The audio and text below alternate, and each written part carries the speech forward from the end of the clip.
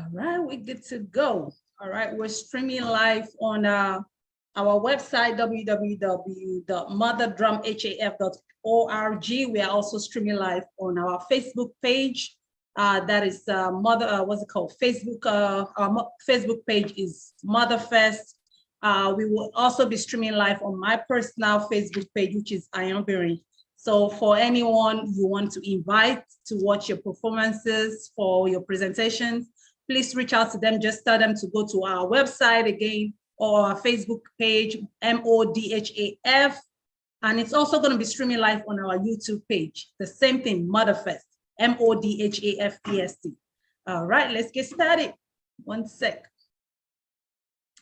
Okay.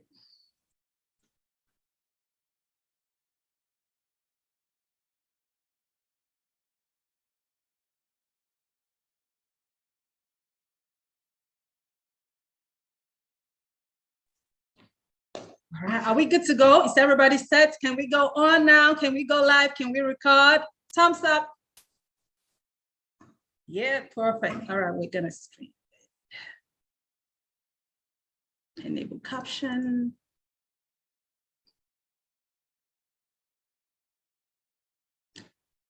Okay. Well, hello, Your Excellencies. Yes, please. Okay, this is the Arts in Medicine Quartet from the Arts in Medicine Project Orchestra. Okay, give me one moment, one sec. Let me start recording so we just like give it up, boom. Okay. And I'll introduce everybody. Okay, one sec. Okay. I want to make sure we get everything recorded. Okay, that's good.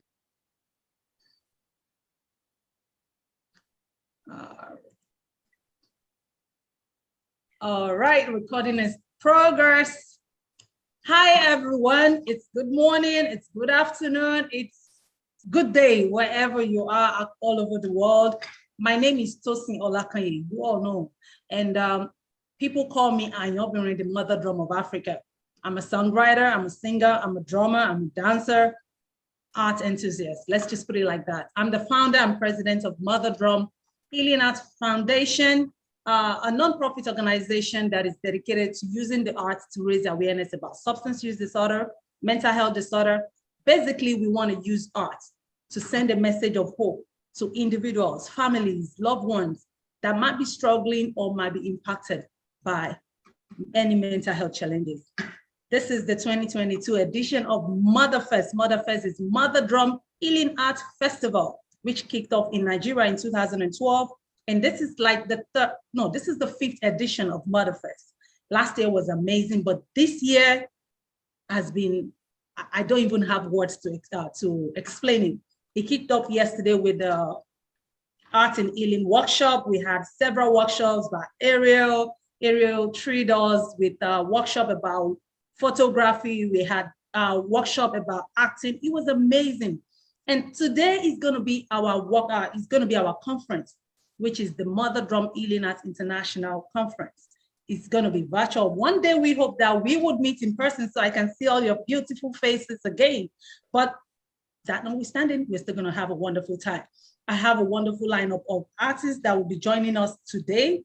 But before I go further, I want to say a big thank you to our sponsor, to our supporter, the National Endowment for Arts. Without them, Motherfest will not be Motherfest will not be a success, or Motherfest wouldn't have come to play. We want to say a big thank you to all our board members for their support. Thank you all for everyone who joined us yesterday. Thank you all for joining again today, and we promise to make it worthwhile for you. Today, we will be starting with the Arts in Medicine quarter. They are all the way in Nigeria. They're going to open the stage. Hi, Gilbright, just say hello first before we come back to you. Can you guys just say hello? Just say hello to the people that will come back to you for your performance. Hello. Hi. All right. The Arts in Medicine will be treating us to a wonderful performance. They are going to open the stage. It's going to be amazing. We're also going to have Beatrix. Beatrix is going to be sharing. Do we have Beatrix here? She's going to also be doing a live performance. Beatrix is not here. We're also going to have Jeffrey. Jeffrey is one of our keynote speakers today. I saw Jeffrey before. Jeffrey, are you here? Okay, Jeffrey's not here right now. but Jeffrey is one of our keynote speakers and he's going to be joining us soon. He will be talking about playwriting, how playwriting, Jeffrey, I see you. Yeah, how playwriting can heal the community. Jeffrey, you want to say hello real quick? Hello, everybody. Good morning. Hello. Hello. All right, good to see you. All right, we're also going to have Max Muller. Max, are you here? Max is also going to be doing a live performance today. Do we have Max? No. All right. We also have a wonderful performer. She is young, energetic. You have not seen this before. Her name is Eva. Eva is amazing. Eva, you want to say hello? Hi, Eva. Yay. Can you unmute yourself so we can, ooh, perfect. Say hello to everyone. Hello. Hello, how are you doing today? Good. Oh, good. You would enjoy Eva. Eva, don't worry. We'll come back to you later, okay? Hi. All right. So we would also have Aduke. Aduke is going to be doing a live performance. Hi, Aduke. Where it? Okay. Hello, everyone. It's lovely to meet everybody. Good Hi. to see your face again. All right. We would also have Dr. David Fakunle. Dr. David Fakunle is one of our keynote speakers as well. I don't think he's here right now, but he's going to be joining us soon. We would also have Tariq. Tariq, are you here? Tariq is going to be playing. Oh, he's not here. He's going to be giving us some nice music all the way from, I think he's in Atlanta. Tariq, are you here? All right, not yet. We would have Constanza. Constanza was here with us. Was it last year or 2 years ago? I think it was last year and I had a great time. I'm excited to be here again. Oh my God, we look forward to your wonderful keynote address again. I'm excited. We would also have Jewel. Jewel is going to be, she sent a pre-recorded performance. Jewel is amazing. She's a young artist. Jewel, are you here? You want to say hello to your people? I see her. Hello. Hello, how are you doing? You ready for today? Yes. Okay, all right. It's going to be wonderful. We are also going to have a performance, poetry from Kyle. Kyle was here a while ago. Kyle, are you still here? Hey, Kyle. Yes, hello, hello. Looking forward to it. We look forward to it as well. And we would have a wonderful performance from Claudia. Claudia's, I don't think Claudia's performance is going to be live. He actually sent a pre-recorded just in case we have any technical difficulties. It's loaded. Mother 2022 is loaded. I'm telling you, it's loaded. You better get something to sit on, get comfortable, get your water, get your coffee. It's about to get down. And my performance is going to round up to this event. It's pre-recorded, of course.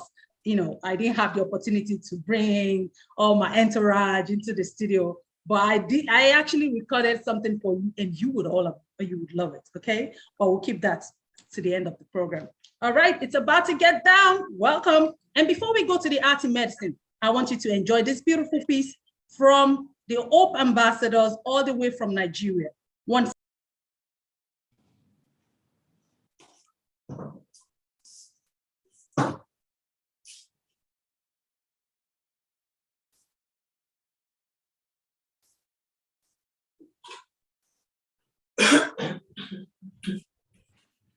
Hello everyone around the world. We are the Hope Ambassadors and we are happy to be part of Mother Drum Healing Festival 2022. Last year was hot and amazing. We are also very glad to be performing a cover from one of our favorites and beautiful Grammy Award-winning Nigerian act, the king himself, Burna Boy. So we'll be doing a song by Burna Boy called Common Person. We hope you like it. Please do not forget to keep sharing our videos. Thank you and bye.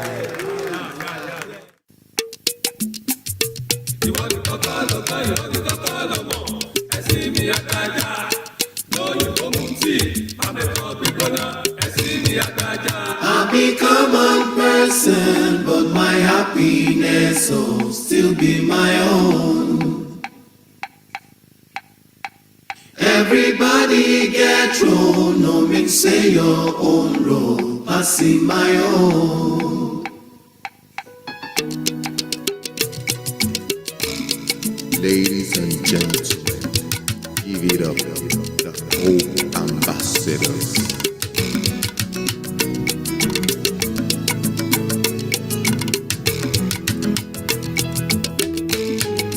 Now me where they clean on the house, now me where they wash in the car, now me where they cook on the noon,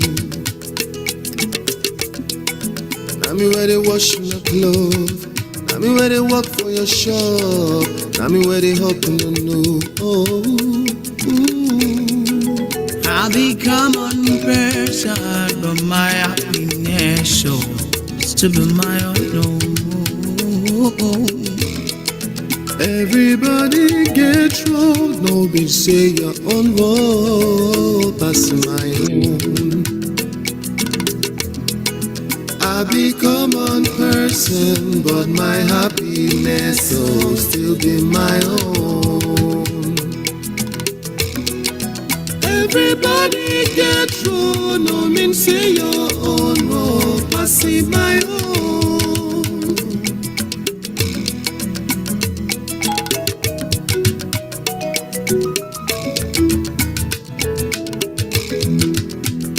Ambassadors.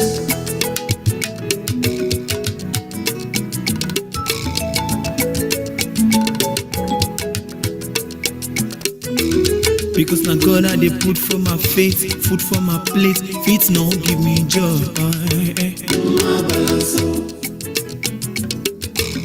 Even as things so they go my way, even the days when I get nothing at all. Now me where they drive your horse, now me where they drive your keke.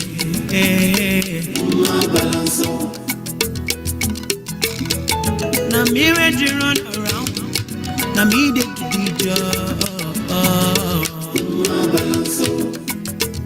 See, let me hear you say, I become one person, but my happiness will still be my own. Everybody get amazing, I see my own.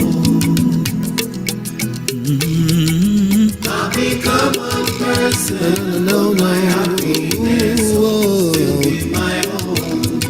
And everybody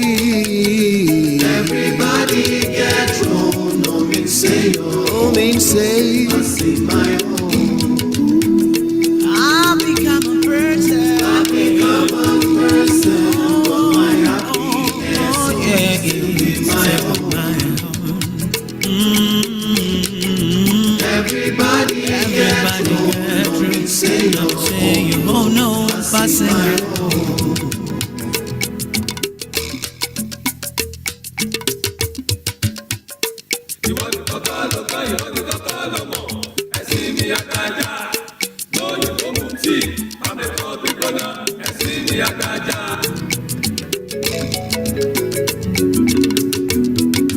Can you help me say, I become one person, but my happiness will still be my own. Still be my own. Oh, everybody get wrong, no mean say your, everybody useful. I see my useful. No. I become one person, but my happiness.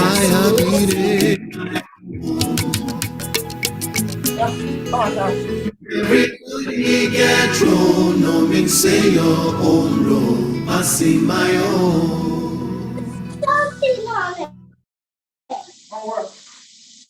Welcome. I have to mute everyone.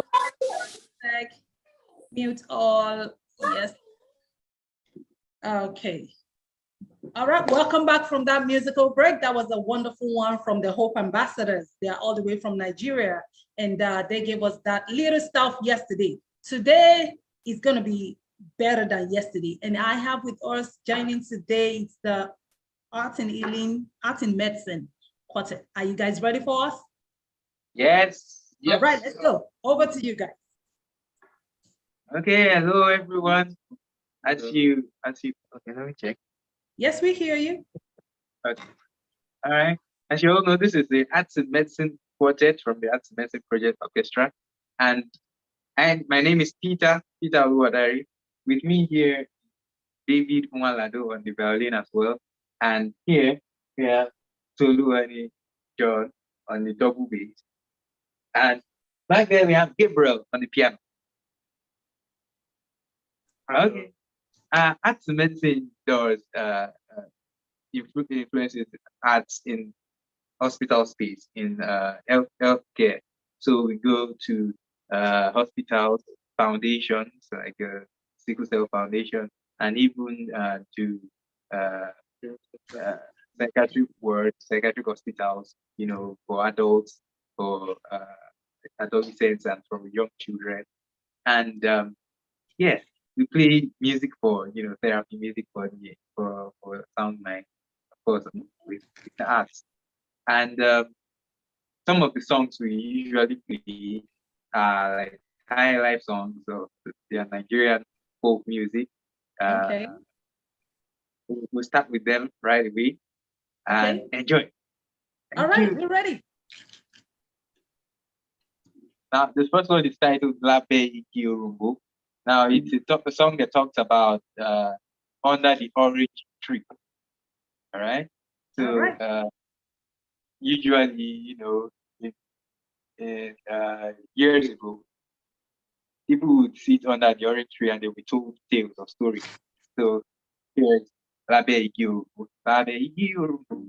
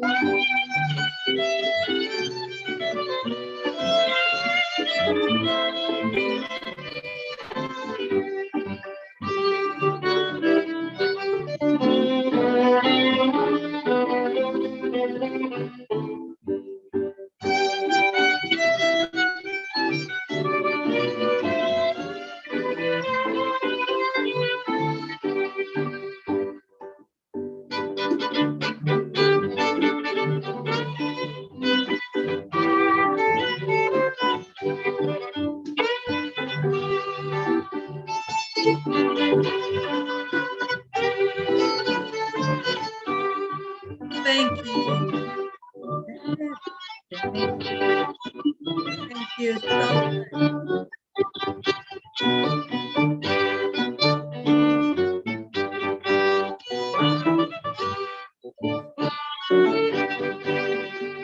Wow, this is beautiful.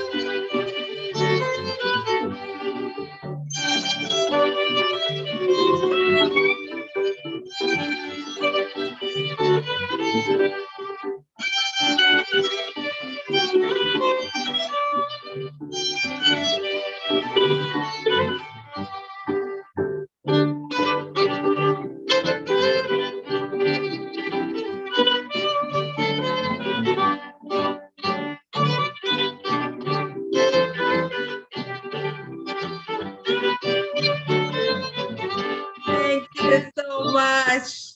We can go on and on and on. Thank you, guys. Thank you so much. We appreciate you guys.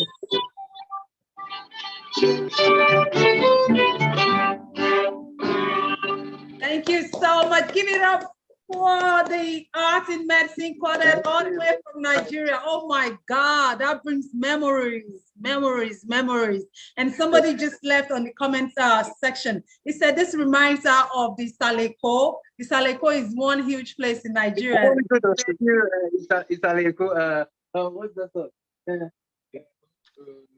Echo. Okay. Bring it up. Oh, okay. All right, we have 1 more minute. Go ahead. 1 minute.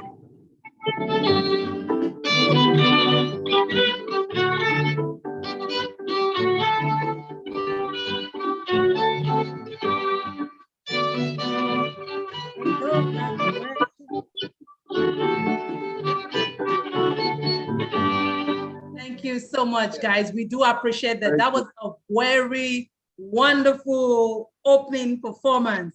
Thank you so much. We look forward to having you another time on Motherfest. Thank you so much. All right, without wasting so much of our time, do we have Beatrix? I don't think we have Beatrix right now. I'm going to play a pre-recorded performance later on if she's not doing a live performance. Then we would go straight to Jeffrey's keynote address. That's going to be our first keynote address today. And Jeffrey is a research assistant professor and public engaged applied theater scholar in the Center for Art in Medicine and was the UF College of the Arts undergraduate teacher of the year in 2021. Jeffrey works at the University of Florida. He's a combination of a teaching applied theater, directing and producing arts-related theater and film projects. I will let Jeffrey tell you more about himself. Hi, Jeffrey, we're ready for your keynote address today. Hello, good afternoon.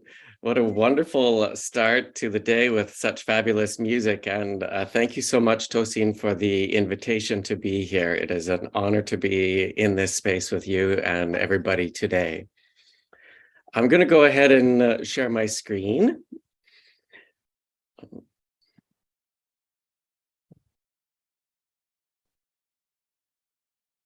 Okay, so today I want to just celebrate arts and connection and talk about theater in particular and the relationship that we can all have with the theater. I'm just coming at you today from Philadelphia. And I just want to ask take a quick little poll from our group today. How full is your tank? You can just pop into the chat. Let me know you are alive. Are you running on empty today? Are you half full? Is your tank full from the music? 85%, that's pretty good. Oh, we're all, Maggie, awesome, half full. 90%. All right, Tunde is full. I also noticed that Love was in the room, was in the Zoom room, which is just fabulous. It's always good to have love in the room when you're giving a presentation. Tunde is 102%. Excellent. That means you have some percent to spare, Tunde. Thank you. So this is just an example of a check-in that I love to use whenever possible. Sometimes we annotate on the screen. Sometimes I use these just verbally. Sometimes I bring them in as images to the theater room, and we get a sense of how we are all doing each day as a group. So this is a little bit about me. I'm originally Canadian. I'm an immigrant living in the US, now living in Philadelphia, and I split my time between here and Florida. I've been an actor, director, and a musician for over 25 years, and I am an avid traveler, and I love dogs, and I love to barbecue, and I explore barbecue all over the world. As Tosin mentioned, I work in applied theater in particular, and I'll be talking a lot about the work that I like to do in various forms today, but I specialize in ethnographic and autoethnographic forms and verbatim theater, as well as storytelling and oral history. I love interactive theater, sociodrama, and forum, and I do a lot of work in research translation. And I teach at the University of Florida, where I specialize in applied theater and looking at our identity through the lens of the arts.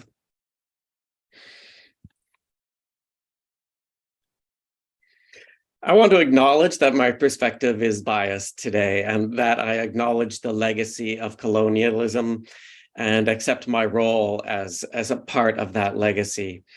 I want to acknowledge that the traditions of arts and health have long existed before Western culture began to codify it in the way that we have. And so I acknowledge that my perspective is limited, and that my biases and my assumptions and my belief systems are operating as I'm talking today. And I want to acknowledge that there are many ways of seeing and doing and knowing in the world, and that those are always welcome at the table into discussion with whatever approach that I might be bringing into the room. And so I strive to be inclusive and always wish that these are conversations and dialogues that can stretch long beyond the format of a keynote address. So I love to talk about the theater and why the theater is important to us as human beings. And I come back to the Greek meaning of the word theater, which comes from the Greek theatron, which means the seeing place. And we can dive so deeply into the meaning of a place where we come to see. We come to the theater to explore what it means to be human, to see humanity on display for us, as well as see each other in the audience and see the actors on stage. And often they are modeling for us relationships through a play structure.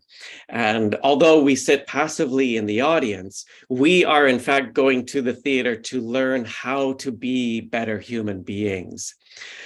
There are complex processes which are happening inside of us through our mirror neurons and our neurology, where we are mirroring and experiencing the lives of characters on stage.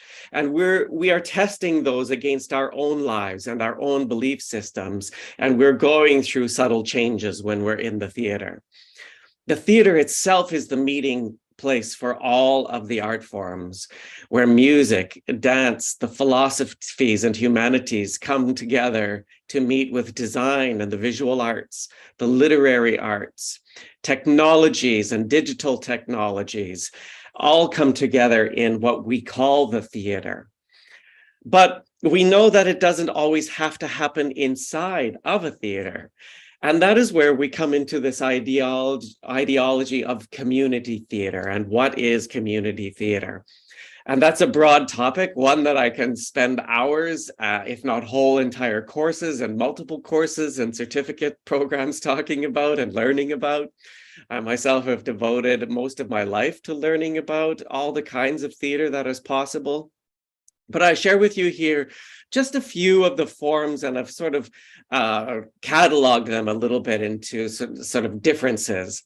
So I really, I like to look at theater in terms of participatory and process-oriented theater versus performative and product-oriented theater.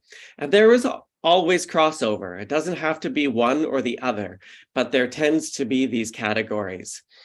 And so when we look at participatory and process-oriented theater, then we look at theater of the oppressed, which is the theater created by Augusto Boal in Brazil, which is a theater used to interrogate social issues. We have reminiscence theater, which is theater that is usually done by elderly populations looking back across life. We're looking at sociodrama and psychodrama, the work of Jacob Moreno, and playback theater, and applied improvisation. Most of these four are in particular are process oriented. That means they don't always result in a performance, but sometimes they do. Sometimes there is a performance. Sometimes it's a performance for a public, and sometimes it's an internal performance. That is determined by the artists who are involved in these productions, but there really is a focus on the process that's happening in the work. As opposed to more performative or product-oriented forms of community theater, which occur in prisons, documentary and ethnographic theater, which often result in films or plays that are performed for audiences, theater that happens in museums, educational theater, which includes theater for health education. Ooh, sorry, here, something's popping up on my screen. Immersive theater, that is theater that exists in spaces outside of the theater that immerse audiences into site-specific work. They can happen inside of a hospital, for example, or inside of a train car, or an elevator, or a taxi cab. And of course, our community playhouse work, which is so important. And that often does happen inside of theaters, but that is where communities can come together non-professionally to explore all kinds of plays. So this is not exhaustive by any stretch, but when I'm talking about community theater as opposed to professional theaters, these are the types of things that I'm talking about. And I'm more and often mostly interested in the process that occurs rather than performance outlets or performative experiences. We're really interested in what happens in the rehearsing process, in the gathering process, in the exploration process of theater making. Welcome you to pop any comments into the chat at any time today. So when we're looking at this community-based theater in particular, we're looking at theater that helps us to rehearse for the revolution, as Boal might say, where participants practice techniques to develop the confidence to act in real life, where we try on roles that may not be the roles that we take on in our daily lives, where we learn to stretch a little bit, where we challenge ourselves to try new tactics, new ways of communicating. And we do this often through improvisational processes that the theater enables. And as well, one of the main differences is when we go to see a play, we are seeing a narrative performed in front of us that has a beginning, a middle, and an ending, and it's curated, and there's a writer or writers involved, there is a director involved, and it's made for us to consume.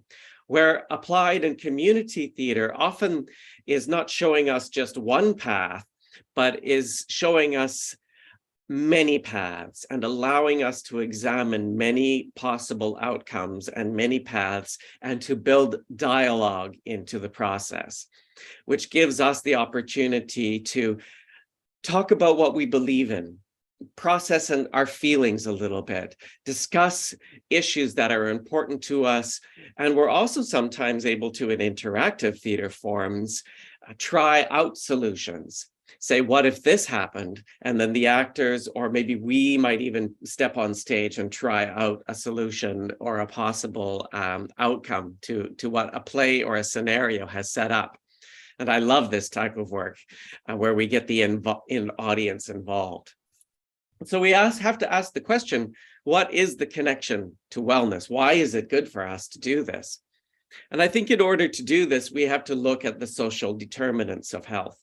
These are the determinants socially of what makes us well as human beings. So these are the places in which we work and we play and we worship.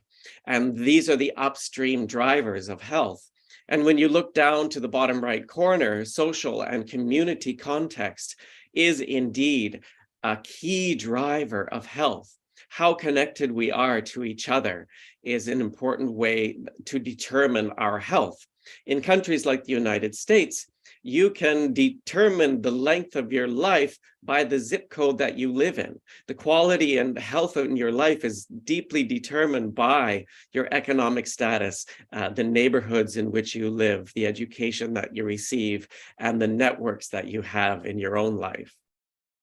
When we look at the individual levels of health and wellness, we see that there are many factors that make us feel well in our lives, and that's a sense of control or competence, sense of purpose and fulfillment, of self-realization and life satisfaction, connectedness, and a sense of mastery and autonomy. And I love that this whole weekend is about the arts and health, because all of the art forms help us to develop these things in our lives. It's not just theater. We can be talking about visual arts, dance, music. These underlying factors of the self can be affected and bettered by engagement in all of the arts.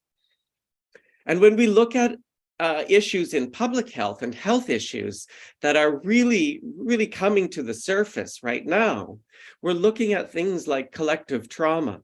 We're looking at health impacts of racism and systemic racism, of chronic disease and mental health.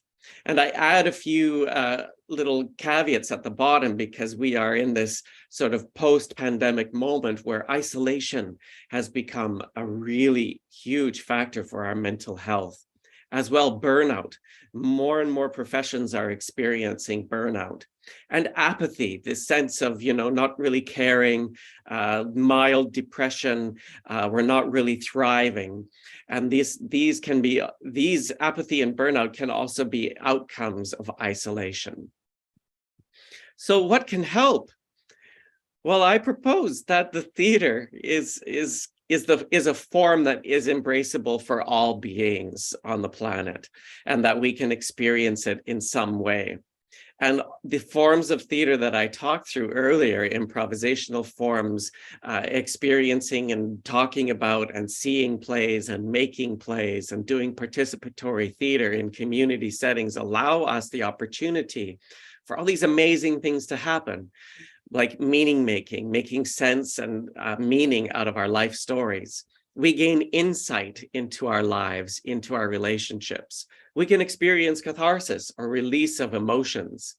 We increase our social awareness, which is defined as really our understanding of ourself in relationship to others in the world. We're able to improve and increase our self-expression through the theater. We're able to have aesthetic experience, which is also really important. We can become part of beautiful worlds in the theater, and we can explore and reaffirm identity.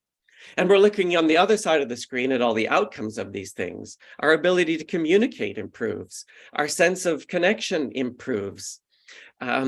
And our brains actually improve. We're able to increase plasticity, neuroplasticity in our brains. We're growing neural networks as we're stretching ourselves through theatrical activities, through learning scenes and memorizing them, through writing and sharing, talking about work, experiencing all the different kinds of theaters that we can experience together.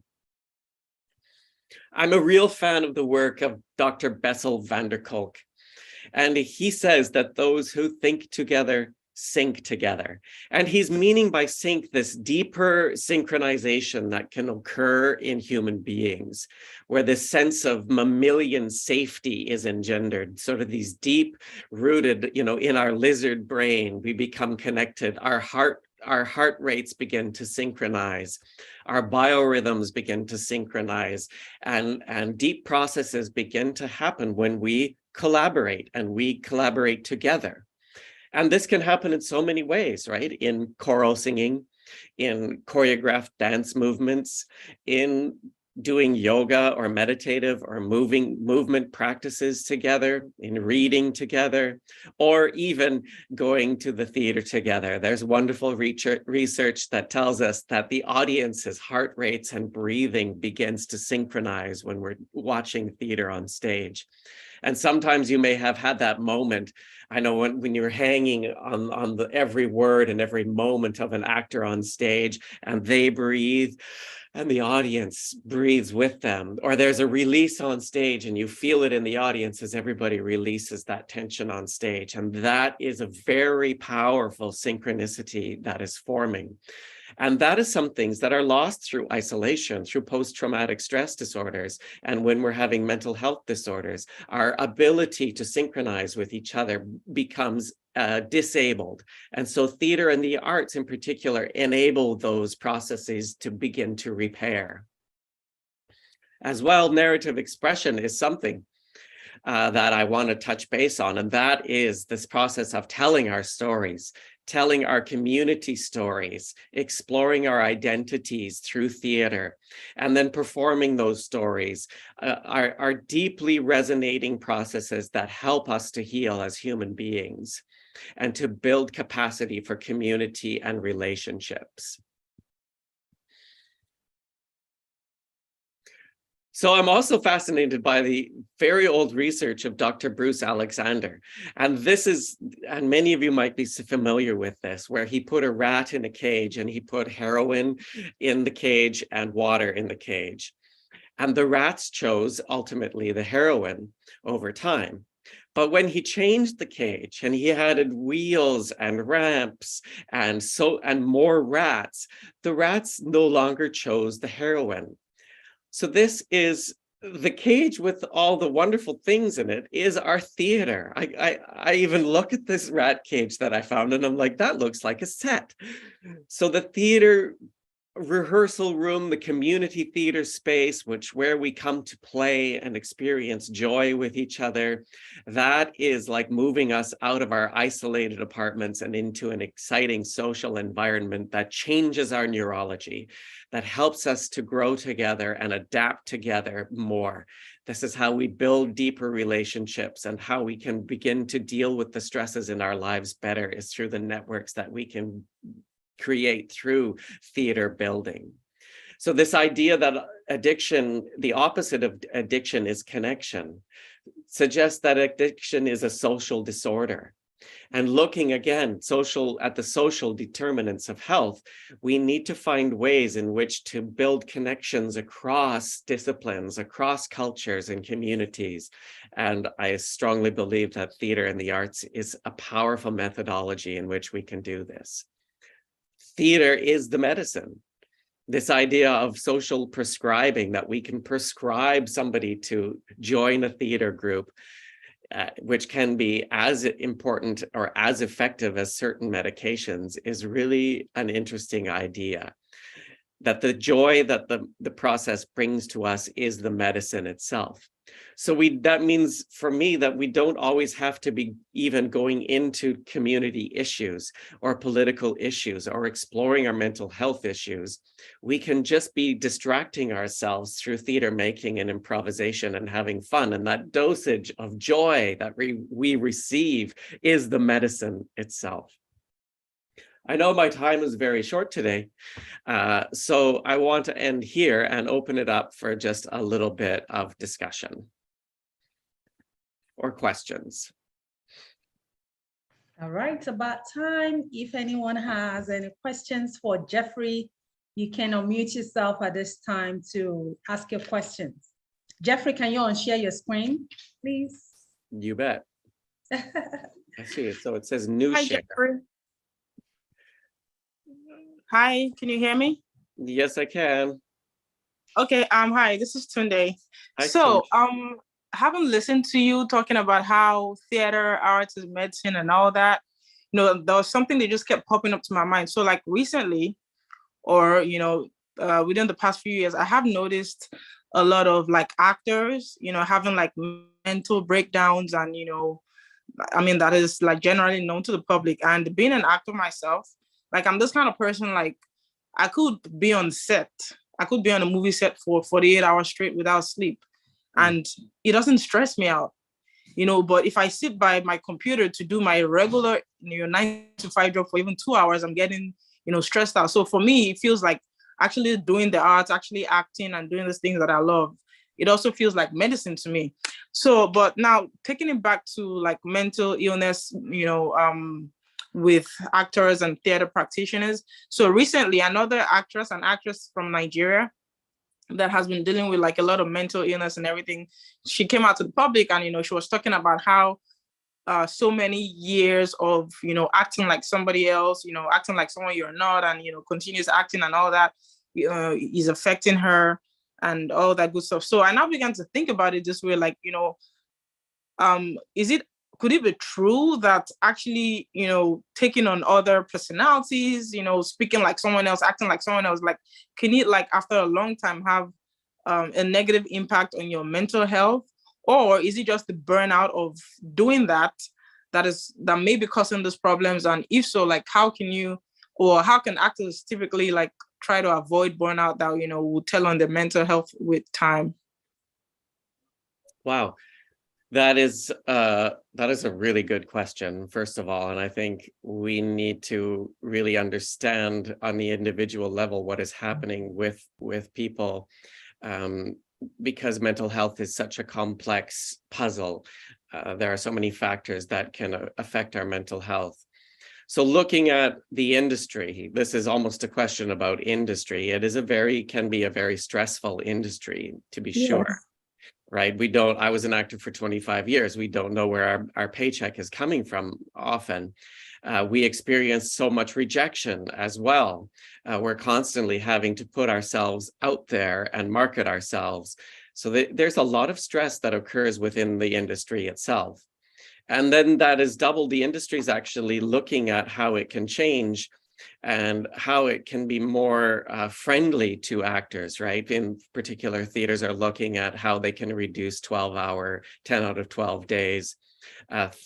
Film sets as well are notorious for working long hours. And so those moments that you're actually on stage or in a scene with somebody are quite short. And so what I'm looking at is how do we maximize that time in a community setting? How can somebody come in from their stressful lives and experience theater that doesn't have all the trappings of the industry, that doesn't have all the stresses that occur within a professional setting, but can experience theater without any stress, where there is low stakes, where performance is not optional, and it's more about building connections with each other and having fun. So it's a different way of looking at the theater and sort of deprofessionalizing it altogether. Your second question is more a psychologically related question, which I don't think I can really should or attempt to answer. That's the one from Kyle. No, it was more about, is taking on multiple roles over a career detrimental to one's mental health? And that's a question I don't think I can answer here today. I myself, after 25 years, was not ill affected by an acting career. So my mental health makeup is different from another actor's who might experience it differently. Thank you so much, Jeff, for that wonderful question. You're also going to give us your contact information for people who have further questions. But there is one question from Kyle. You want to read that from the comment section? It says something that has been useful to me coming from the poetry performance world is the idea that art can be therapeutic, but it is not therapy. Acknowledging that art can be life-affirming for a lot of us, but that it isn't a substitute for a larger web ecosystem of self-care and healing. You want to respond to that? Thank you so much, Kyle. Yeah, that's a beautiful question, because we do differentiate between healing and therapy in this world, and of arts and health in particular. And so what is healing to us personally is not what we may experience in a therapeutic relationship with a professional. We certainly don't want to substitute it and think it is the cure-all pill. But I think what we need to start doing is integrating it into the mainstream and understanding that greater arts participation in community, among community members, can be a vehicle around which we build this greater social cohesion and social connecting. And we understand that the social connecting part of it is health affirming and is a driver of wellness. So no, you can't stop all your self-care and all of your therapy and take care of yourself and go into the arts full time. But we know that dosing ourselves regularly with the arts can be a really wonderful aspect to our lives, and encouraging community members to try it, even though there can be this idea that, you know, I'm not an artist, I'm not creative. There's a lot of sort of mental blocks that people have that we need to work towards breaking those down to say, just try it. Just try a little experience and help them sort of overcome that feeling that the arts is just for artists and not for all community members. Because there's been really exciting studies that even going to see or engage in the theater or art making or going to a gallery at least once a month can impact depression, anxiety, and increase our lifespan. So we know that even in sort of regular and small doses, these can make significant changes in our lives. Thank you so much, Jeffrey, for that wonderful feedback. I like what you said when you said that we cannot use it as a substitute, but we can integrate it into whatever it is that, you know, integrate it into any form of healing that we have, either medication or otherwise. We can integrate art into whatever form of therapeutic stuff that we found out, and that would also help. Can you give us your Instagram, IG, and how can people reach out to you after the program? Sure, here, I'm putting it in the chat. It was on screen here a moment ago, which I can bring it back. Okay. There it is in the chat, and there it is on the screen. That's my email address. Everybody is welcome to send me emails. I'm always open for collaborations and global projects, and hope to work with people. Thank you so much, Jeffrey. It was a wonderful section with you. We appreciate your support, and we look forward to more collaborations with you. All right, without wasting so much of our time, it's about time for another musical break. This one is coming from Max Muller. Max, are you ready for us? Hi, Max. Hello, I'm ready. Yes, let's. Hello. I hope you can all like hear me clearly, hopefully. We hear you, but we can't see you. Hi, Max. Hello. You can see him. Oh, okay. I think it's me then. So yeah, it's a big pleasure for me to be part of this beautiful conversation today, this beautiful Moda Fest 2022. I was really happy about the invitation and being part of this discussion and really like important conversation. In my opinion, I'm coming from all the way from Germany, and I'm staying here in cold Berlin, and I will play like a short 10-minute set. It will be two pieces. The first short piece I'm going to play is the Embassy by Andrew York. He's from California. He's guitarist, composer. He actually won 2 Grammy Awards, and I met him like 5 years ago. And the other piece will be by Alfonso Montes. He's from Venezuela, and the second piece is called Preludio de Adios. All right, we're ready.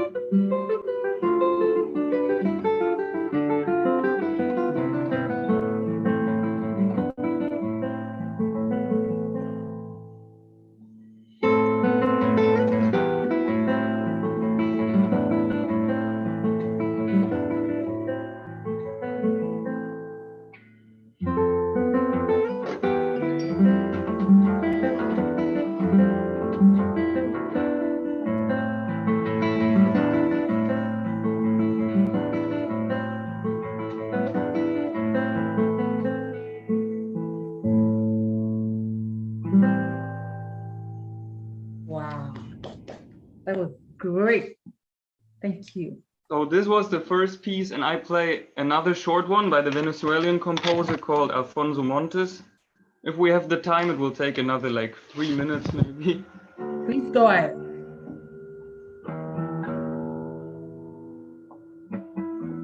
So this is a different tuning now. I played in a drop D tuning, which means the short, like the second E string is tuned down to D. This time it's the usual guitar tuning.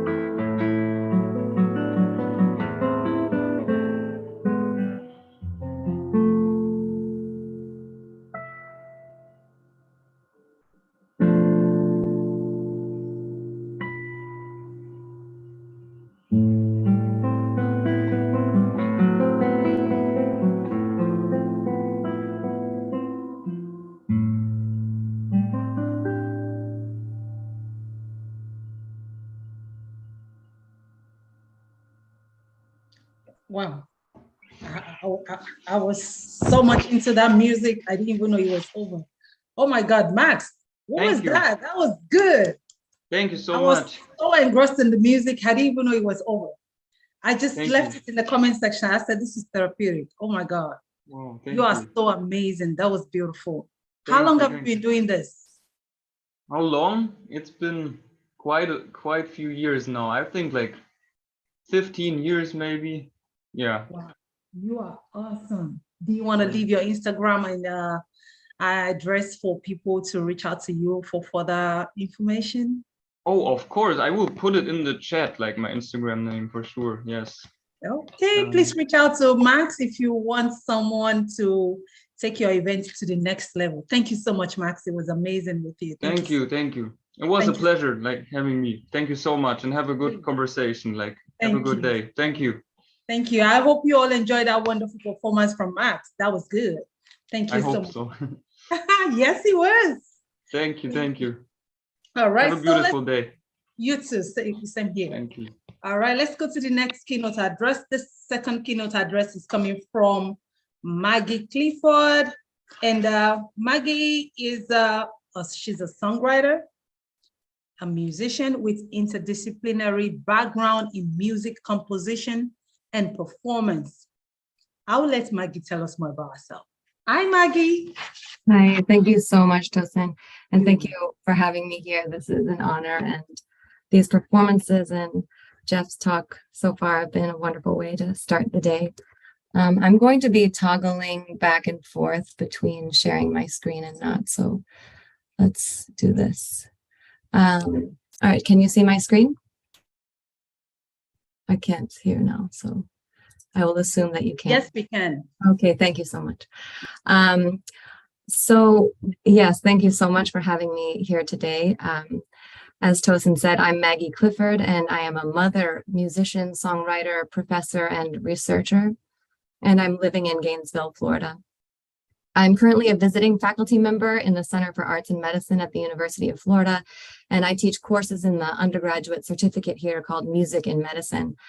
I'm also writing a doctoral dissertation on climate change communication on social media, and I have a master's degree in environmental education and communication. So yes, it's an interdisciplinary background. As I talk, please feel free to enter thoughts, reflections, or questions into the chat. And I think that we should have some time at the end to think through those together. Today, I want to talk about how music connects and heals our worlds.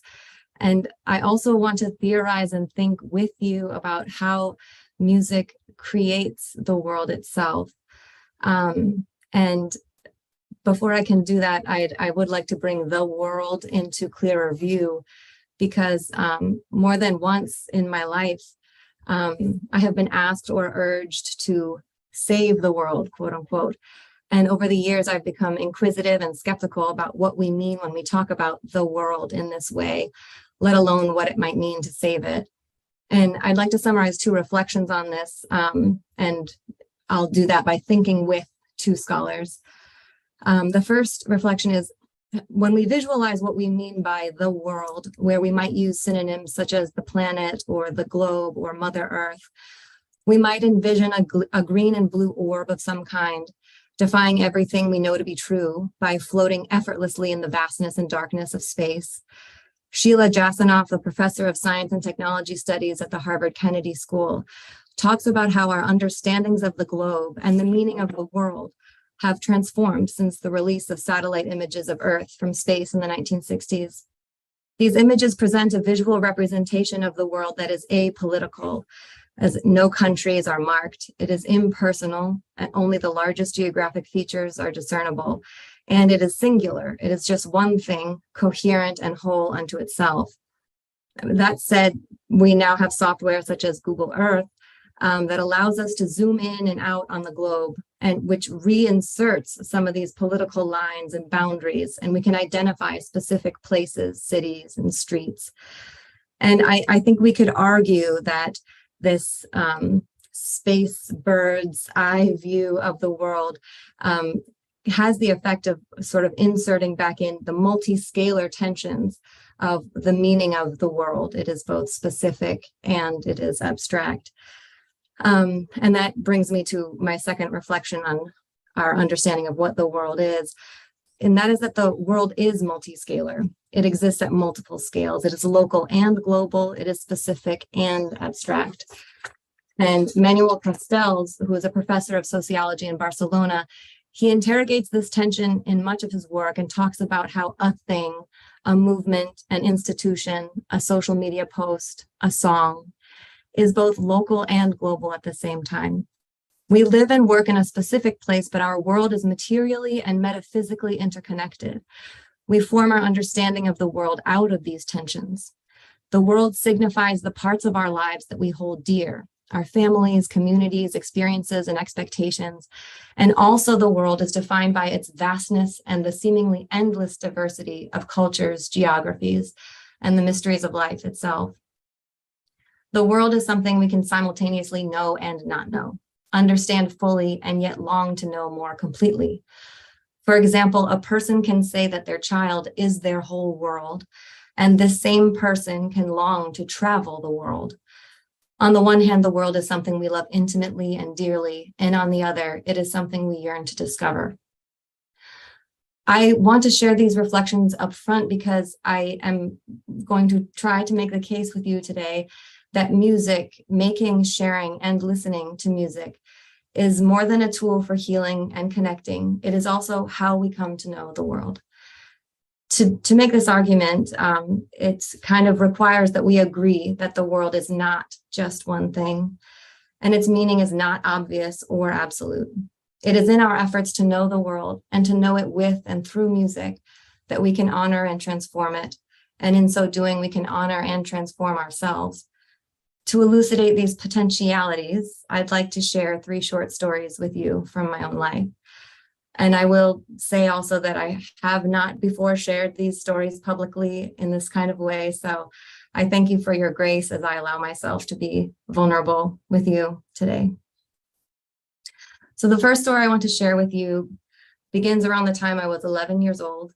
And my best friend, Kat, and we would spend hours and hours and hours in her room or my room or out on the lawn, singing and re-singing, learning and relearning our favorite songs. We were in 7th grade the first time we performed together. It was at our middle school talent show, and we sang a song called Little Bird, and it has lyrics like, "There's a little bird somebody sent down to the earth to live on the wind. She flies so high up in the sky, way out of reach of human eyes." Singing together gave us wings and took us to places we'd never been. We could see and feel a whole wide world from way up there.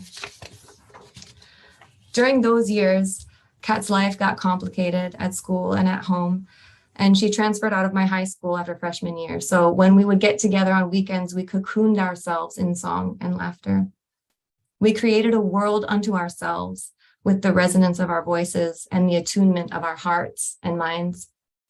The harmonies we created surrounded and protected us. Nothing and no one could touch us when we sang together. And the edge of our voices was the edge of our world, beyond which nothing was sure or tangible or known. Our world was our song, and our song created our world.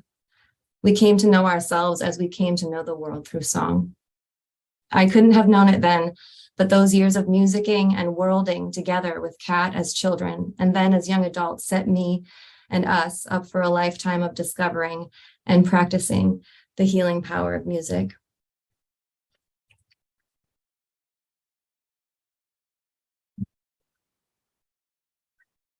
Music is a hand that we hold out to each other.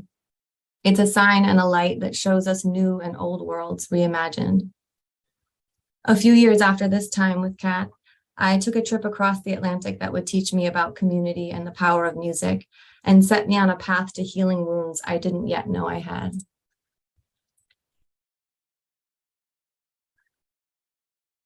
I do want to forewarn you that this part of the story references fatal gun violence, though not in a graphic way. So please take care as you listen. This part of the story begins 15 years ago in the spring of 2007, when I took a semester leave in my 3rd year as an undergraduate at Virginia Tech University. Virginia Tech is a huge public research university in a small town called Blacksburg, which sits on the edge of the Blue Ridge Mountains. Up until that spring, Tech was most known in the US for its American football team, the Hokies. Pictured here, that's the mascot. And I will say that I preferred to hear the uproarious cheers and chants during the games at a distance and walk the emptied streets while the rest of the town gathered in the stadium on game days. That semester, I had saved a few $100s from working at a restaurant and bought a plane ticket to go to Italy. I had registered with an organization called WOOF, Worldwide Workers on Organic Farms, and was to spend 3 months going from farm to farm, exchanging labor for room and board. I bought a backpack, packed some clothes, a few notepads and pens, zipped up my guitar case, and boarded a plane for New York City, where I would spend a couple days with friends before flying to Florence on the 17th of April. The day before my departure on April 16th, the world as I knew it crumbled, and Virginia Tech was tragically at the center of its collapse. A deadly mass shooting unfolded there that day. And being hundreds of miles away, I kept frantically refreshing Wikipedia for updates on the victims. Of the 17 people who died that day, I knew 2 of them, and one had been a mentor of mine at a campus job I'd held my freshman year, and his name was Ryan. The friend I was staying with in New York sat with me, asked if I was okay, tried to steady the ground that suddenly felt like quicksand. He left for work at some point, and as soon as the door had closed and I was alone, I pressed my back up against the kitchen wall and wailed as I curled into a ball on the floor with my head in my hands. Nothing made sense. The thought of traveling to another continent and to a place I'd never been now felt impossible. The only sound then was the rhythmic heaving of my own grief. I called my closest friends in Blacksburg and told them I wanted to return, forget the trip to Italy, and mourn with them in community. They all urged me to stick with my plan to get as far away as possible, to go discover the world. And that's what I ended up doing. And the next day I flew to Heathrow and then to Florence. Even though I had traveled across an ocean, the Virginia Tech's gunman's face was there on every newsstand, portrayed in a selfie I later learned he had sent by mail to the press just after killing Ryan and another student before he walked back onto campus and opened fire in classrooms. I'll just say the mind can get lost in the sordid details of tragedy. At that moment, as I moved in and among other travelers in bustling airports and train stations, the world was inscrutable and porous. There was no escape from the nightmare and no place to turn away from the face of tragedy. I couldn't muster the will to lift my voice or my guitar to make shelter or shine a light or create a better world like Kat and I had done years before. By the time I arrived in my first farm placement a week or 2 later, I was able to go some hours without thinking about that terror in Virginia. And I had arrived in Italy without the capacity to speak Italian, so I was unburdened by a need or the ability to speak about the tragedy with my Italian companions. Sandro picked me up at the train station and brought me to his farm on the top of a mountain in Cinque Terre. During the weeks I stayed with him, he helped me find my voice again by offering to teach me a song or 2 in Italian. We once drove to his apartment in Genova, and on that trip, we worked through a famous Italian protest song called Bella Ciao. I wrote down all the words in Italian and then translated them into English in one of my notepads, and we sang them over and over again together. Una mattina mi son svegliato, oh bella ciao, bella ciao, bella ciao, ciao, ciao. Una mattina mi son svegliato e ho trovato l'invasor. The first verse in English says, "One morning I awoke and I was met by an invader." The narrator must confront this unwelcome surprise and grapples with the imminent threat of mortal danger. Ultimately, the song is one of resistance and bravery in the face of violence and oppression. The common and mundane Italian phrase, ciao bella, is transformed by this song into an empowering refrain, a rhythmic chant that protects its singer from fear while the threat of violent confrontation looms. The final verses of the song say, "If I die on this mountain, I will become a flower blossom." The narrator transforms the existential crisis of facing death by pointing to the cycles of life and death, growth, rebirth, decomposition. This flower creates a world. It becomes a theory for a world in which nothing is lost, even in death. The flower is tangible and material, alone on a mountaintop. It is also abstract and infinite, representing social ideals and hope for a better future. The flower grows out from the mountain soil, where things that once lived and struggled now effortlessly offer fertile grounds for whatever is to come next. I felt myself becoming the flower and the soil, the one who struggles and the one who is at rest. After a couple of weeks, Sandro drove me to an eco-village a few hours away. It was populated by a few families and some intermittent travelers, all living in an ancient farmhouse on a hill in Tuscany. During the day, I helped with cooking, weeding, and watering the garden. And after dinner, we would spend hours making music, dancing, and communicating in linguistic mashups, forming and deciphering multilingual combinations of words. I remember one woman, a mother of 10, asking me when she first met me, "What language are we speaking?" Which was a kind way for her to ask me which language I felt comfortable using. Conversing with spoken word was fractured and hard for me, but in music, I could understand and be understood. Many of their songs were in Italian, but many had English translations, and some were only ever sung in English. Before meals, we would always sing a song or two. One of them goes like, "We are circling, circling together.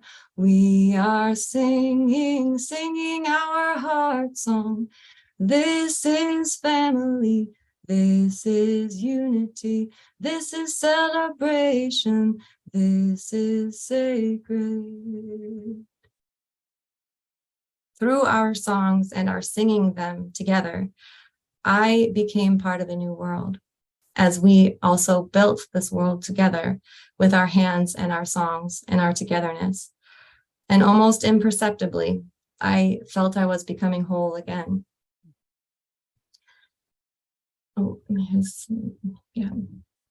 In mid-June, I met a group of eco-villagers and other travelers at a gathering several hours south of Tuscany in Montefortino's Gola del Infernaccio, which means literally the gorge of hell.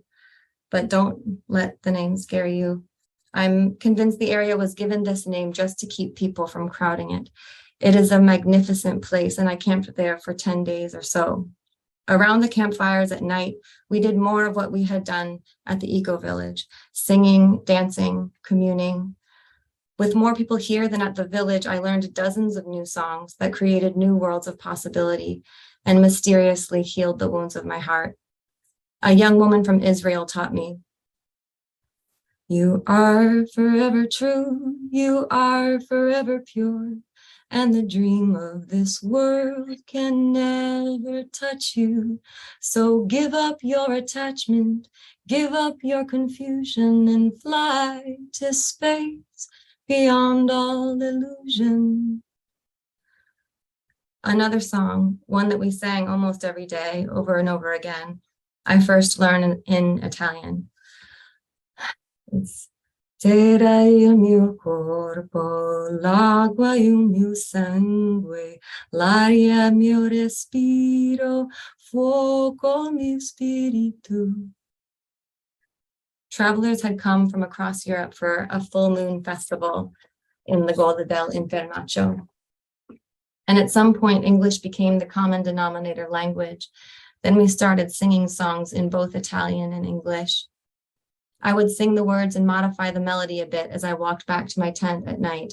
The song I just sang in English is, "Earth, my body, water, my blood, air, my breath, and fire, my spirit." As with Bella Ciao's Flower, this song makes a world that is both within and beyond us. My body, the materiality of my form, is not just made from the earth, it is the earth itself. The blood that flows through my body is not just made of water, it is water itself that flows through the rivers and streams of my own veins. It is part of me, and it is infinitely beyond me. In the singing of this song, we create a world as personal as our love for the child that is our entire world, and as mystifying as a green and blue orb floating in a vast expanse of nothingness. I returned to the US that summer and finished my final year at Virginia Tech, writing new songs and repeating the ones I had learned in Italy. After college, I reunited with Kat and we toured and recorded music as a folk duo for a couple of years before I landed in Florida with my growing family. And the last story I'd like to share with you takes place a few years after this Italian adventure. And it's in 2012, 2013, while living in Florida with my firstborn and a second one nestled in my womb. My partner, Marcello, helped me remember some of the songs we'd learned together back when we first met at that gathering in the Gola del Infernaccio. We'd sing these songs with our children, and I'd sometimes be asked to sing them at the conclusion of a prenatal yoga class I was taking. At some point in 2013, right after my second child was born, I went into a friend's recording studio, and with her on my chest, sleeping, I recorded my interpretation of Earth, My Body with an extra verse or two I'd written. I put it up onto Spotify, and I never really thought about it much until many years later. In August of 2021, when I checked my artist account to recall what songs I had published there, I noticed that I had over 10,000 monthly listeners, and I was shocked, to say the least. And the majority of those listeners from around the world are listening to Earth, My Body. Over the last year and a half or so, Earth, My Body has been streamed by people over the world more than 1 million times. And more than 50,000 people now are streaming my music every month. And the majority of those listens are to this song, Earth, My Body.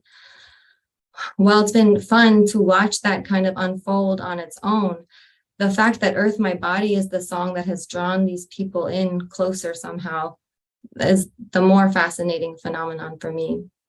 Because it's a very simple song with just my voice and a percussive beat, and it's highly repetitive. And we recorded it in only 20 minutes with my sleeping baby on my chest. If I had to make a guess, which I don't, but I will anyway, I think this song has become the most popular of my releases because it gives the world form while honoring its vastness. It communicates in only a few words a reasonable theory of what the world is and who we are in light of the world. Earth is my body. Water is my blood. Air is my breath. Fire is my spirit. We are the flower and the soil, the little bird living on the wind, and we are beautiful, mysterious, magnificent. I'd like to conclude with this, just some final thoughts. And that is that music connects and heals us, especially when we make it together. Music can be the thread we use to weave our tapestry of the world.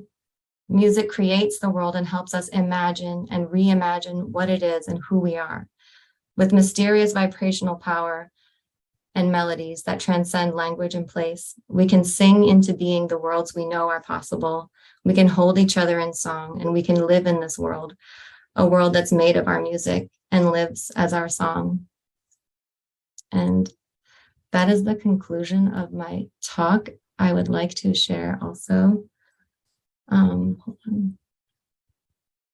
These are the words too. If we could, and if we weren't on Zoom, I would invite everyone to join me in singing this, but you can practice it on your own. Earth, my body, water, my blood, air, my breath, and fire, my spirit. And I'll leave you with this. Please do be in touch. But you can find me on Instagram, let's connect, or you can send me an email. I would love to hear from you. Thank you very much. Oh my God, Maggie, that was great. Oh my God, I really want to hear your voice again. And I know I'm not the only one who wants to hear you sing again. Can you please do that song again, please? The last one, that last song you said we can take with us. Can you Earth, sing it? okay. Yeah. Earth, my body, water, my blood, air, my breath, and fire, my spirit. Earth, my body, water, my blood, air, my breath, and fire, my spirit. Oh my God, that was great. Thank my God, that was great. All right, do you have any questions for Maggie? As a matter of fact, you have a lot of questions. Olatunde says, Maggie, are you on any of these audiobook platform? Would love to hear more of you. Your tone is very soothing and brings the story of life. Oh, Tunde, thank you so much for that very kind feedback. There is something in the works where I may be working on more of a podcast thing here through the University of Florida, but that is in the works. I'd say if you're on Instagram, we can connect there, and then I would update that. My music is on Spotify, but I don't have spoken word stuff yet up there, but it may happen within the next year. Okay, that is so amazing. Thank you so much. And I see another comment from Jeffrey. Jeffrey said, thank you for sharing your story with us, Maggie. Ava, okay. Ava said, you are a great singer. Great voice from a pure spirit. That's from Michael Fashakin. All right, we would also like to have your Instagram handle so we can follow you. There it is, at Mags to Witches.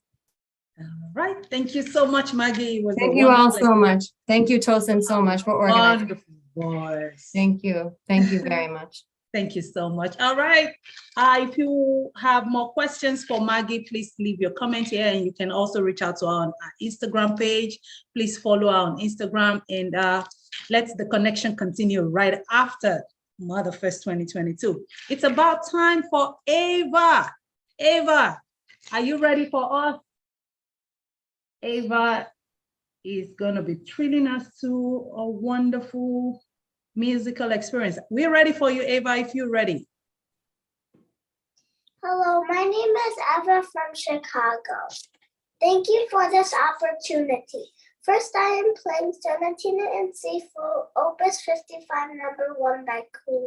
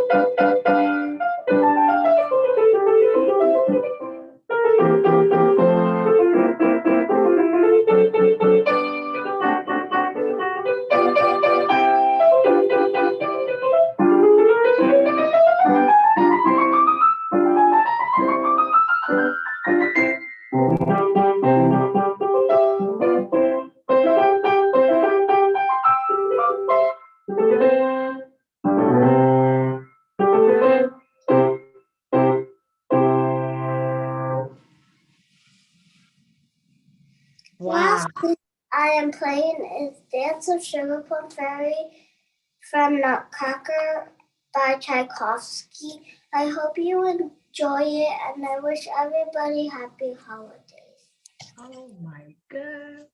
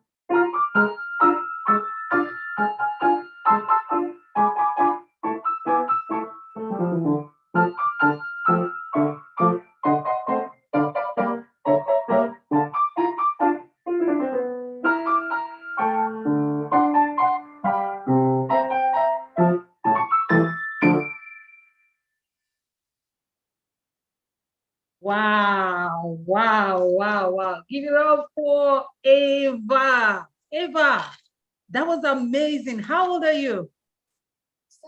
7. You're 7. When did you start playing the keyboard, the piano? When I was 3. Oh my God, you are simply amazing. You are going places and you look beautiful as well. Thank you. Thank you so much. Please, does anybody have any questions for Ava? Please unmute at this time. We have some time. Please say hello to Ava. Do you have anything to say to your fans out there?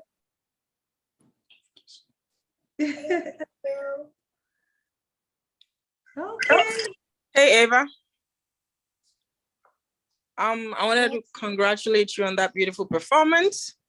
You're very talented and you are a beautiful young girl. I hope you continue to get better. And my little daughter here loved watching you as well. Say hello. Say Hi, Ava. See, she likes you. All right, Ava, that was a lovely performance. Thank you for that. Thank you. All right. Anybody else have any comment for Ava before we go to the next line of action? Ava, you are amazing. I'm still trying to recover from that performance. I wish you good luck. What is your Instagram handle so we can follow you, and if in case people want to reach out to you for further engagement, how can we get in touch with you? I will share the link on the message. Okay. Thank you. All right. Thank you so much to Mommy. Thank you for everything. Every time we reach out to you, you always respond back. We thank you so much for your support. Thank you very much for the opportunity. You're welcome. Ava, we're going to see you another time. All right. Okay. All right. Yeah. Okay. All right. So we go to the next performance. Bye, Ava. And this one is from Aduke. See that smile. She's so beautiful. Aduke Ayobamidele, you are next. Aduke, are you ready for us? I'm right here. All right, let's go. Hello, everyone. I hope you can see me well. Okay. This song I'm about to do is a song that I think this is my favorite song of all my songs. It's actually not even recorded. I just love it too much to record it. It's called Man is Man, and it focuses on how we're just humans, regardless of the color of our skin or where we come from or how much money we have, or, man is just man.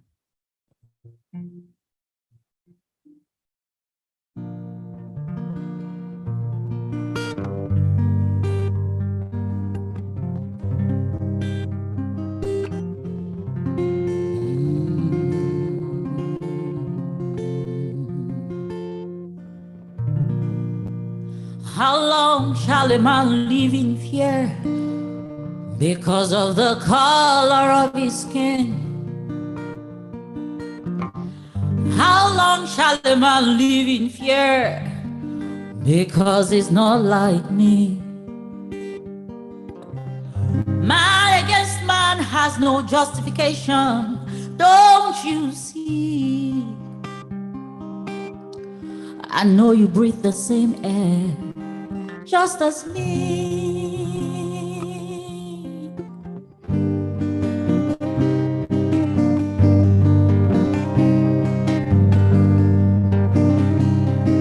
We are all made of flesh and blood.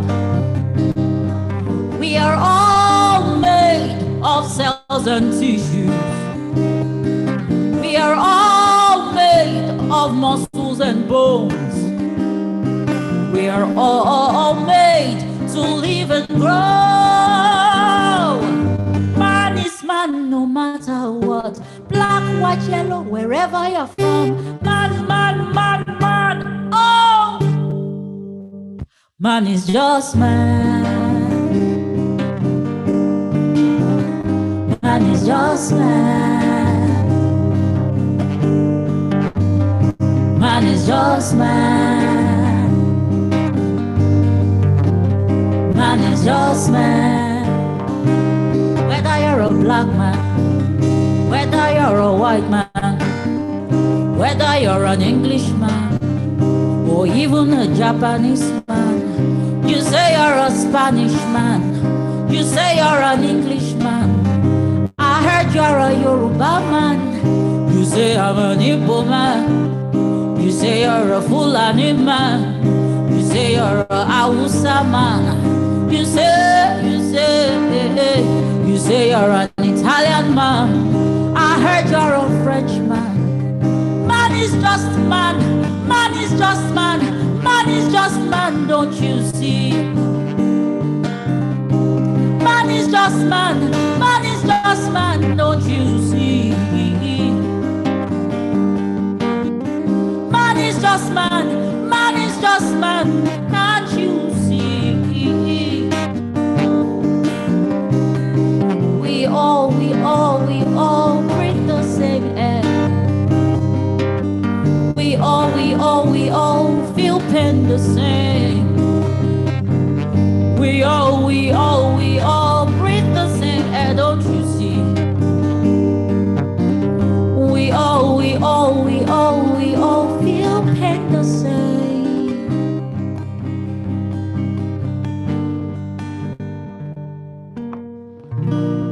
The world has been divided into boundaries.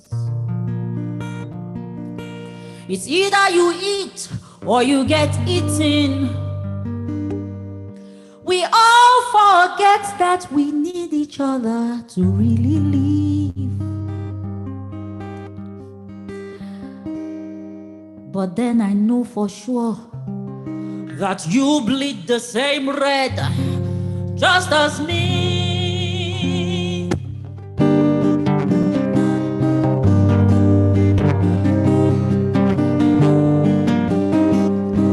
We are all made of flesh and blood. We are all made of cells and tissues. We are all made of muscles and bones. We are all made to live and grow. Man is man no matter what. Black, white, yellow, wherever you're from. Man, man, man, man. Oh! Man is just man. Man is just man. Man is just man. Man is just man. Man is just man. Whether you're a black man, whether you're a white man, whether you're an Englishman, you say you're an American man. I heard you're African American. You say you're an Italian man. I heard you're a Chinese man. You say you're a Japanese. I heard you're Italian. Wherever you come from. Wherever you come from. And we all breathe the same air. We all bleed the same red. We all breathe the same air. We all bleed the same air. We all bleed the same red. We all breathe the same air.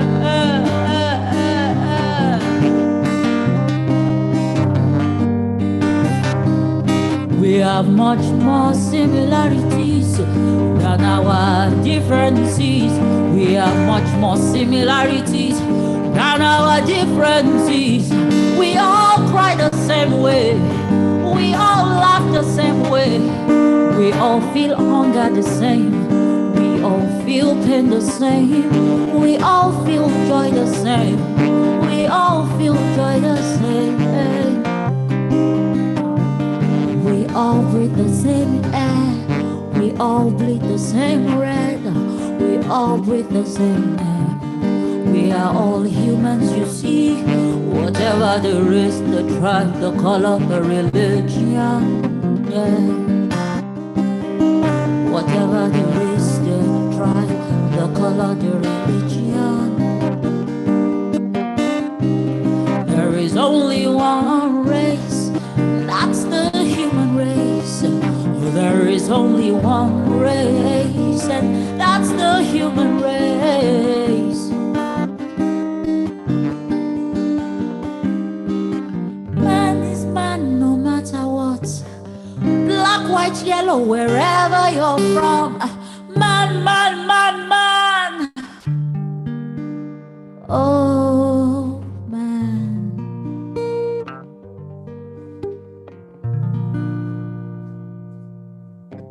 Thank you. Wow. Ashake. I do care, right? I really don't know what to say. I'm Thank you. so speechless. That was good. What actually inspired that song?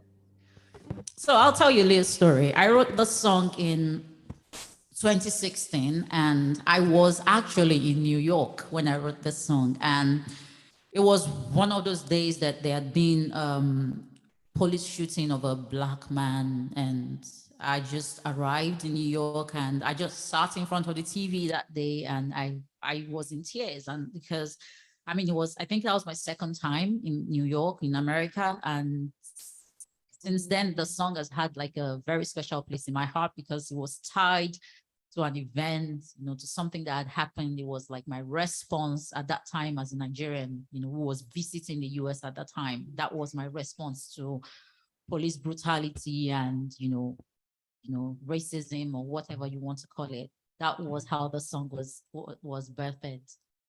Wow. That was really good. And we want to say thank you for joining us this year. We look for more collaborations with you. Yes, everybody is saying you did a good job. Yemi Olayemi, thank you so much for joining in. She said, you are lovely. You have a wonderful voice. That was really amazing. Thank you so much. Okay. Thank you, everyone. I think we gained some time, so we would take another musical break. This one is from Beatrix. Beatrix was supposed to do a live performance, but she sent a pre-recorded performance just in case there's maybe any technical difficulty. So she's not joining us live, so I'm going to play a pre-recorded performance. Enjoy. This one is from Beatrix Comics. Enjoy.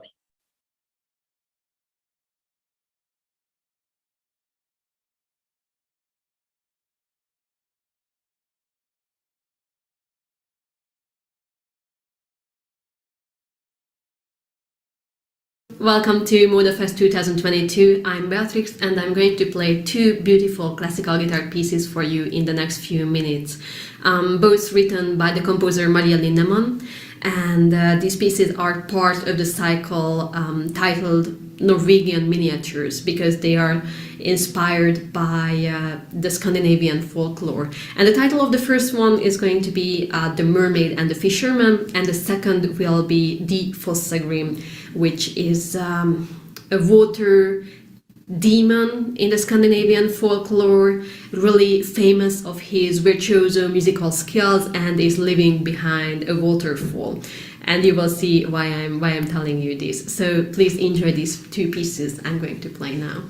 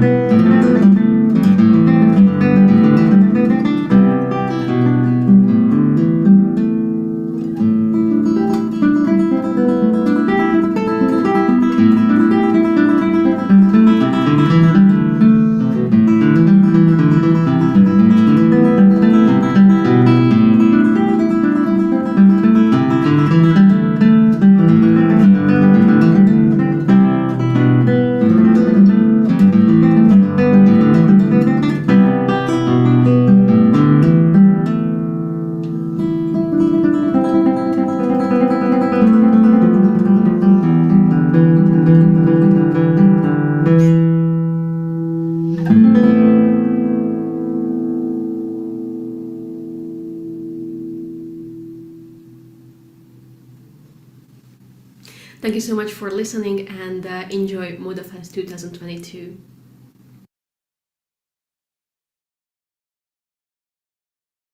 Right, that was a great one from Beatrix. Beatrix actually sends in this clip to us. We do want to say thank you, Beatrix, for that wonderful performance. Appreciate your support. All right, we would go to the next keynote speaker. The next keynote speaker is Dr. David Fakunle. Dr. Fakunle, are you here? Ready to go. Let's do it. All right, Dr. Fakunle is a mercenary for change. He employs any skill and occupying any space to help elevate everyone devastated from their truest self. Hi, Dr. Fakunle, over to you. Thank you, thank you, thank you. It is an honor and a pleasure to be here. Great to have such a beautiful musical interlude to bring me into my work. So again, greetings everyone. I'm Dr. David Fakunle, and honestly, Mercenary for Change is the best way to describe what I do. And my weapon of choice is storytelling. So I'll just spend a few minutes of our collective time together, just kind of introducing you to my world of storytelling. And I call this presentation The Lion Side, the utilization of storytelling for transformation in arts and health. As a storyteller would do, I'm going to start with a story. There was once an elder woman, and every day this elder woman would walk through the forest. And when she walked through the forest, she would take in all the ambiance that the forest had to offer. So we're talking about the sights, the sounds, the taste, the touch, the smell, everything that the forest had to offer, this elder woman would accept. And so she would go every single day and walk through the forest. It was a sanctuary for her. It was a refuge. In that forest, she felt closest to the divine. On this particular day, when she took her pilgrimage, she came across a stone. As an elder woman, she had seen many stones in her life. Big stones, round stones, jagged stones, smooth stones, you name it, she's seen it. So when she came across this particular stone, she immediately knew there was something precious about it. So she picked it up, she put it in her pouch, and she kept walking. As she was continuing on her journey, she came across a young man. And as the young man got closer and closer to the elder woman, she could see and tell that this young man was dealing with some things. She could see the hunger, the thirst, the tiredness, the pain, the exhaustion. As the elder woman finally approached the young man, he begged her. He asked, "Ma'am, do you have anything that I can eat? Do you have anything that I can drink? Do you have a place where I can lay my head? Could you tend to my wounds? Ma'am, is there any way that you could help me?" It wasn't long until that young man saw the stone, the precious stone, in the elder woman's pouch.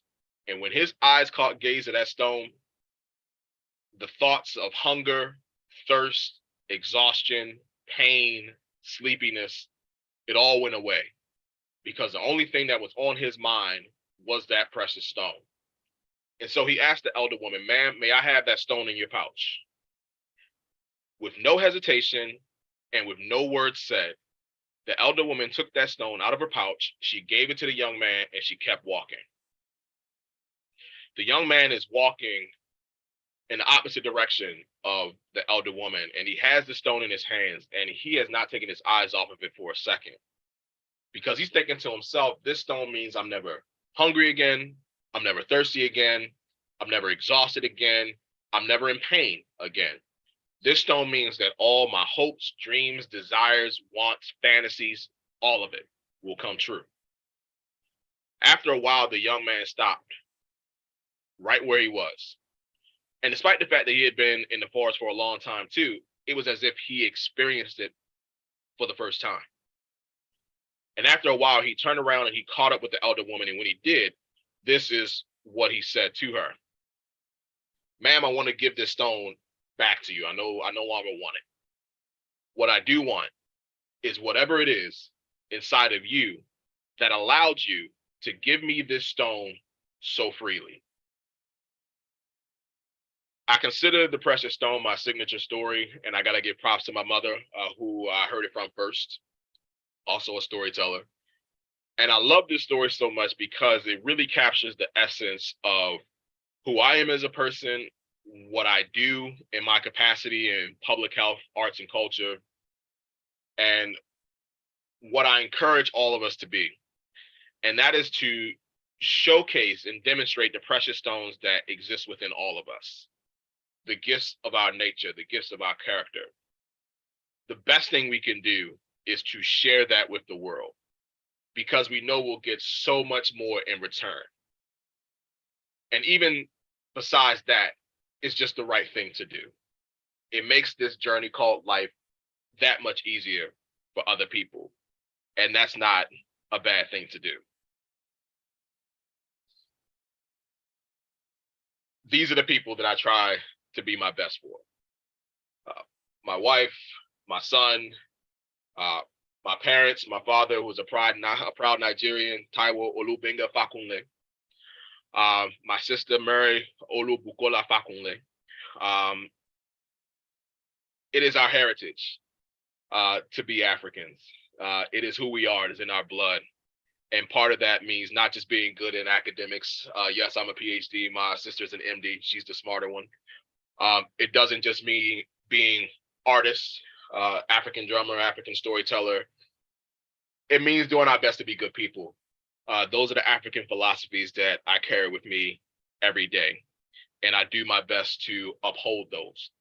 And through storytelling, I feel like that's the best chance I got of upholding those values and principles and ideals that come from the continent of Africa, which I proudly represent. But it's not just relegated to the continent of Africa. They're universal principles. And no matter what space I occupy as a mercenary, I do my best to demonstrate the best of my humanity and encourage the best of humanity in other people. And one such way we can do that is just by simply revealing who we are.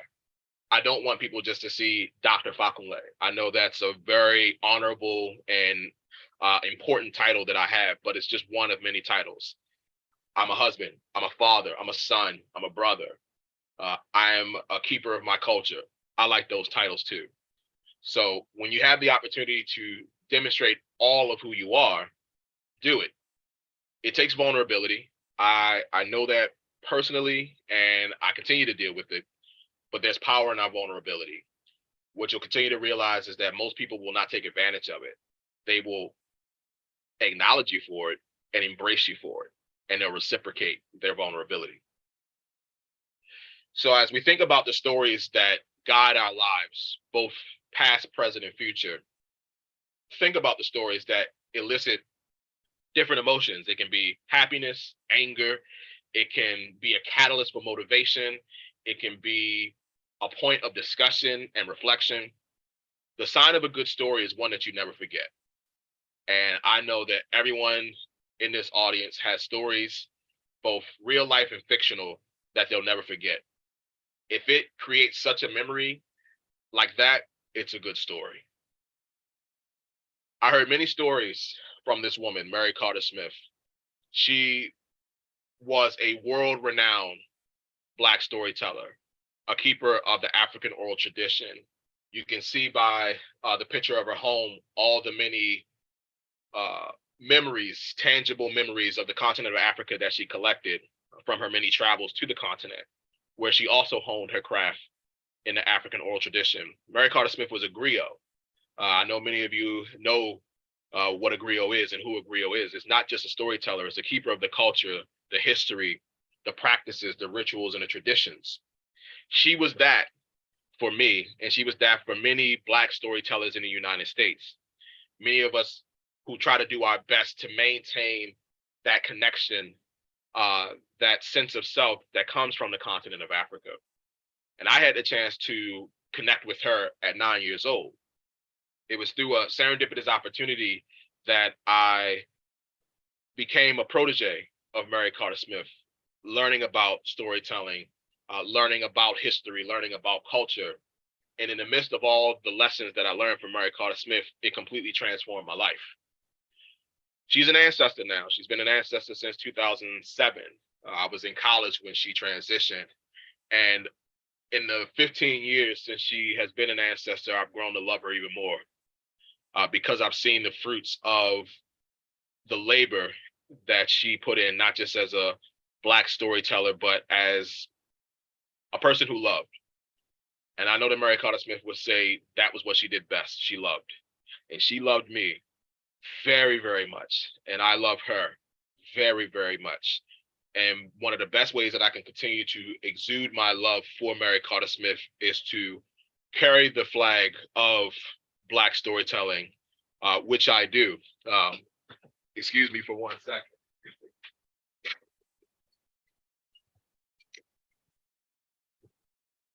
This cowtail switch gives me the designation of president of the National Association of Black Storytellers. And I received this a little over a month ago. And I could have never imagined that when I met Mary Carter Smith at 9 years old, I would come to lead the organization that she co-founded with Linda Goss. But here we are. I'm the product of people who cared, who loved, who saw something in me that I didn't see in myself, and could have never imagined that storytelling would bring me where it does. So this is always for Mary Carter Smith and the many elders who have brought me to this point out of love. So why storytelling? Solomon Ibn Gabriel says it best. The first step in the acquisition of wisdom is silence. The second, listening. The third, memory. The fourth, practice. The fifth, teaching others. Storytelling, whether it comes from the African oral tradition or otherwise, is a universal art form and a universal science. It is something that we all do because in one way or another, we are all communicators. We can communicate with our voice, with our bodies. We can communicate with our art. We can communicate with technology. It's all storytelling. So it's something that is very natural to us as communicators. With storytelling, it amplifies voice, and in voice, there's power. So we recognize that when stories are suppressed and oppressed, that means they're trying to limit the power. There's a strong correlation between being able to say what you feel, the reality of the situation, and the power that comes behind that. As much as storytelling is important, story listening is just as important, if not more, because in listening, there's acknowledgement. There's nothing more powerful than when someone acknowledges your existence and acknowledges your truth. And when we listen to each other's stories, we do just that. So when you combine storytelling and story listening, you get this mutually beneficial exchange. The experience of being around narrative is just as important for the teller of the story as it is for the listener of the story, and vice versa.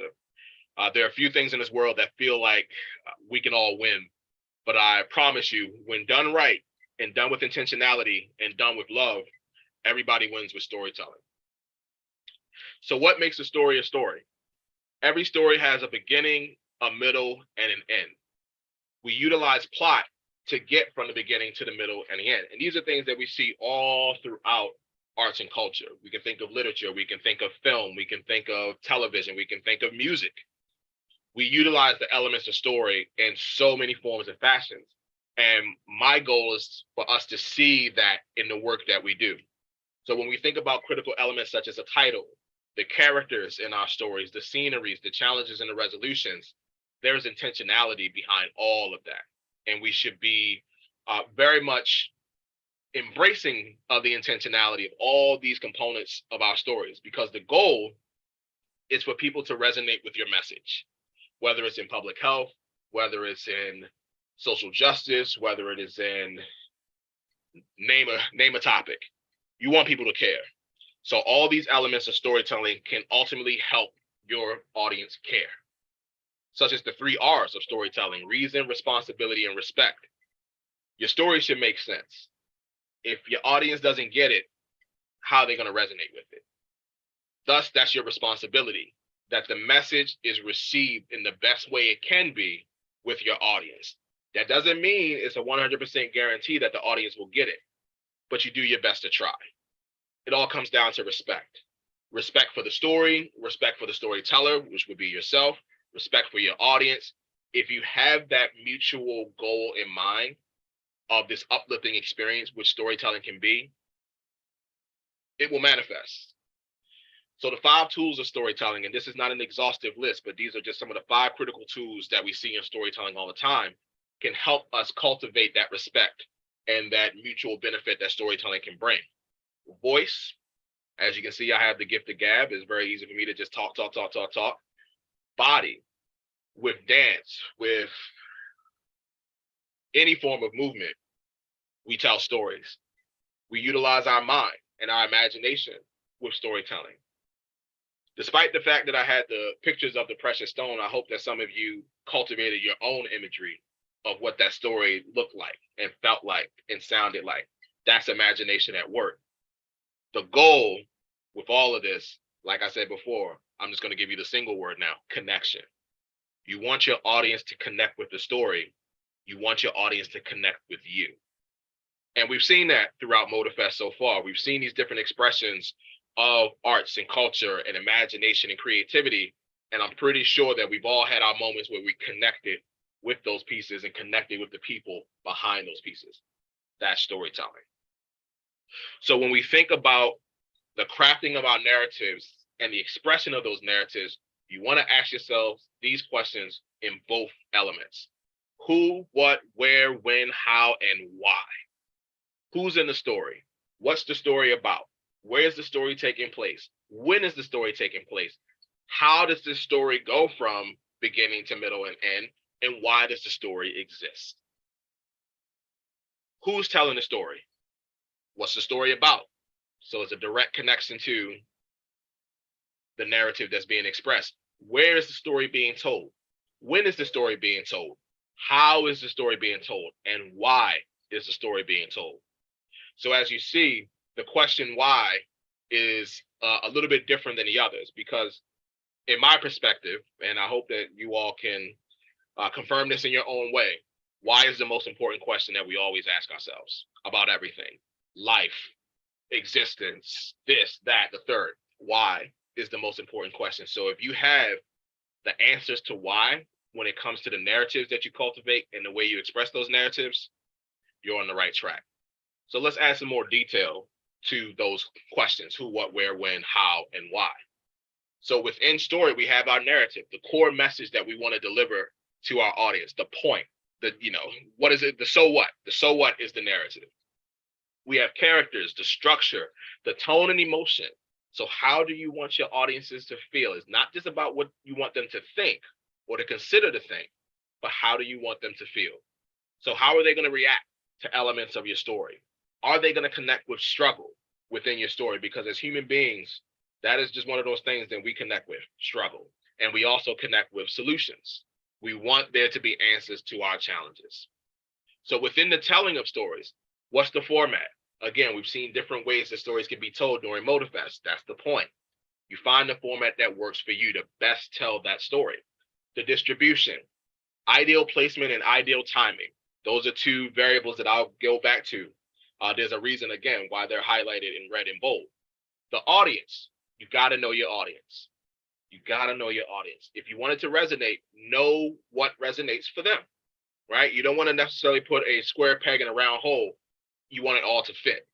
That's the work that you can do even before you step on the proverbial stage and tell the story. What is being discovered through the telling of the story? Like the revelations, not to get too biblical here, but what is being revealed through the process of the story being told? How do we relate to the struggle? Again, you see it on both sides. That means it has value on both elements of storytelling.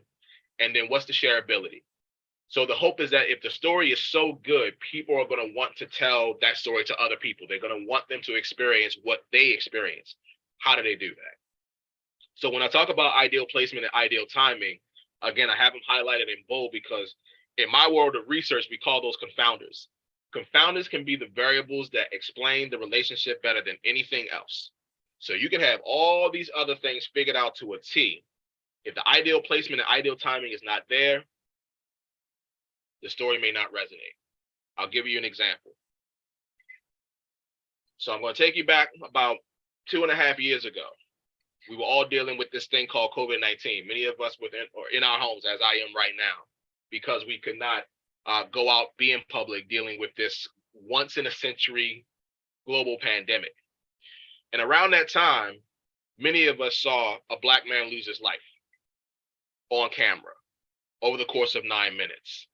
That was the lynching of George Floyd in Minneapolis, Minnesota. It changed a lot of things for people. Although many of us know about the horrors of systemic racism, the ways that it has manifested, certainly in the context of the United States, I think about the enslavement of Africans, many from West Africa, who were brought here as property, who built up the wealth that is still improperly distributed within this country. And yet it took this story to be told at this particular time in order for that understanding to truly resonate with more people. And when we saw that, people changed. They thought differently. They felt differently. They acted differently. It wasn't everybody. We still have a long way to go.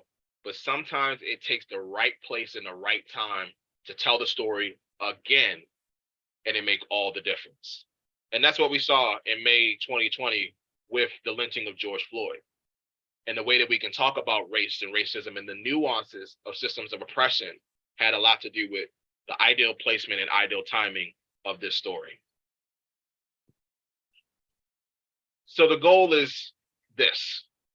We want people to live lives of their own determination, to be happy. And we throw these terms out a lot. Some of us understand it, a lot of us don't, unfortunately.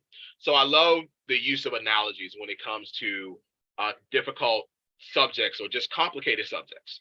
So looking at equality, diversity, equity, acceptance, and belonging, I love using the analogy of shoes, right?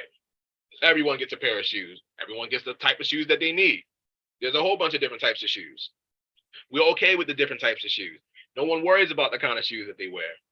So I love that we continue to find ways to tell, again, the same story over and over again so that it resonates with our audiences. I like using this one as well. I've seen this one for many years, and I finally found the one that resonates the most with me. Acknowledging the reality of the situation, knowing why we don't necessarily want equality just yet. It's an outcome, but we need the process of equity in order to get to equality. But for me, and for many of those that I am honored to work with in the many things that I do, we strive for liberation. We don't want there to be offense. We don't want there to be any need for boxes.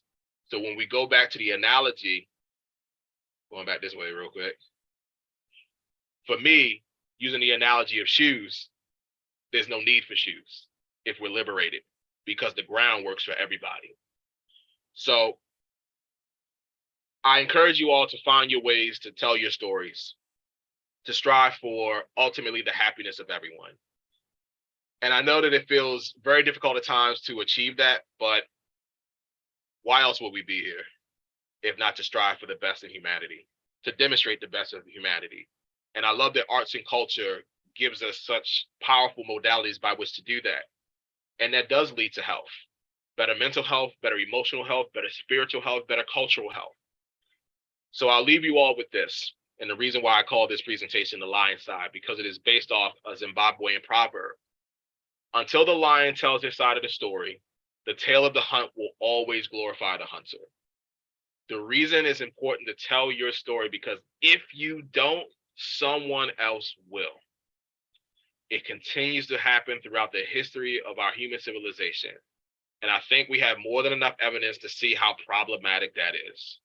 So please, for all that is holy and sacred, tell your story, share your unapologetic truth. You can do it in a way that's declarative and respectful, that creates a space where other people can do the same and be liberated by it. There is something so freeing by being your whole self. I, as a mercenary, try to do my best to create those spaces for as many people as I can, whether in person or virtually. So with that, I thank you all for your time, for your attention, for your energy, for your love. Please do not hesitate to reach out to me if I can be of any service. This is what mercenaries do. We go from space to space, doing what we need to do, and then we move on. Appreciate you. Thank you so much, Dr. Fakunle. That was really amazing. Thank you so much. You actually took us through the utilization of storytelling for transformation in art and health. You mentioned something which I'm going to go home with today. You said, if we don't tell our story, another person will tell that story for us.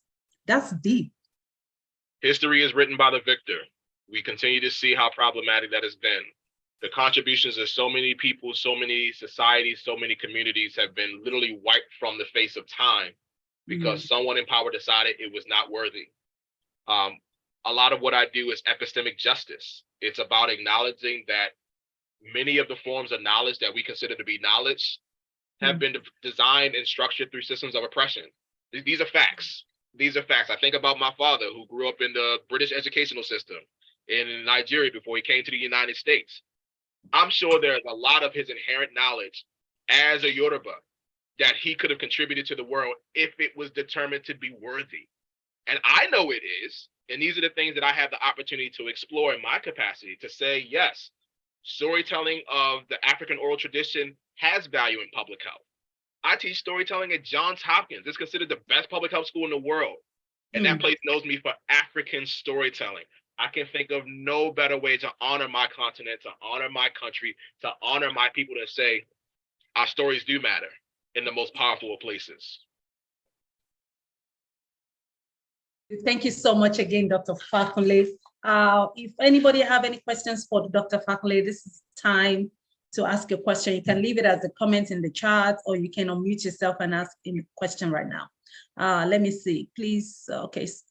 Mr. Michael Fashaki said, I had to screenshot that quote about the lion and the story. It's a beautiful quote.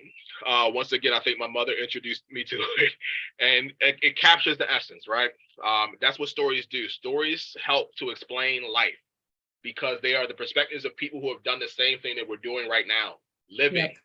And they have things that we can learn from them to make this thing just a little bit easier. It may not solve all the problems, but if we can make life just a little bit easier, I don't think anybody will reject that. Thank you so much, Dr. Fakunle. Can you leave us with your Instagram handle so we can follow you, and if we have further questions? Absolutely. I'll put it in the chat. I'll also say it out loud. It's at Discover Me, Recover Me. Again, at Discover Me, Recover Me. All right. Thank you, Dr. Fakunle. That was an amazing moment with you. Let me see. I think there's another comment. We as Africans have lost most of our stories. Yeah, Mr. Michael Fashaking. And we can gain them back. We can gain them back. Yes, we can use our stories. We can rewrite our stories and tell our stories so that nobody else will tell the stories for us. Thank you again, Dr. Fakunle. All right, so we move to the next thing on the agenda today. That is the performance from Tariq. Tariq, are you here? Oh, okay, he just came in right now. Tariq is going to be doing a live performance. Tariq, are you ready for us? Let's give him a couple of seconds. Hi, Tariq.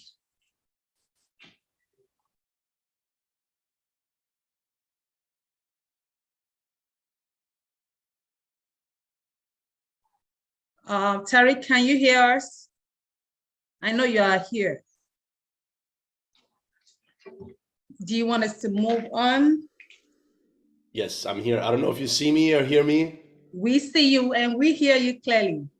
Awesome. Okay, do you want me to start? Yes, please introduce yourself and over to you. Yes, my name is Tariq Harp. I'm based in Montreal, Canada.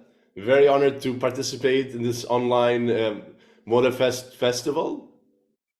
I hope everyone's having a good time. Yes, we are. Awesome. Okay, I'd like to play you a piece called Sevilla by Isaac Albeniz. This is a piece originally for piano, transcribed for classical guitar, and it's based on the Sevillanas flamenco form. And it's quite jolly and a beautiful piece. I hope you get to hear it well through this mic, and hopefully you get to enjoy it. Okay, where are you playing for? Sorry. Where from? Yes. I'm from Montreal. Okay, okay. Currently in Montreal, yes. All right. Do you hear me? Yes, perfect. Okay.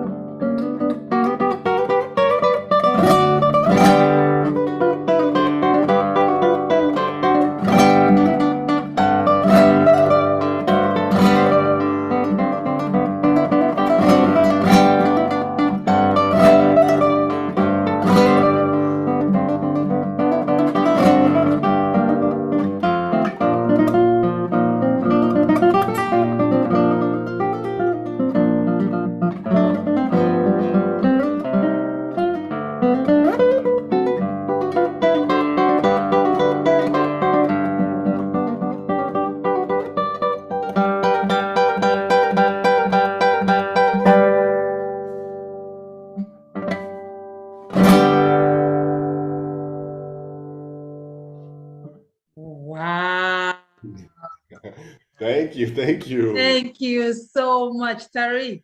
That was good. Oh, thank you. Thank you. I appreciate it. I hope What is the everyone. title of that piece? That's called Sevilla. Sevilla. What Sevilla, inspires yes. that song? So Sevilla is a city in southern Spain. Oh. In Andalusia, in Spain, Okay. and Isaac Albeniz, he was a nationalist Spanish composer, and he wrote a lot of little beautiful pieces like this, compiled in suites for the piano, dedicated to each city in southern Spain and elsewhere and monuments and elsewhere in Spain. So he really brought the flamenco form and sort of rethought it, reworked it into classical forms.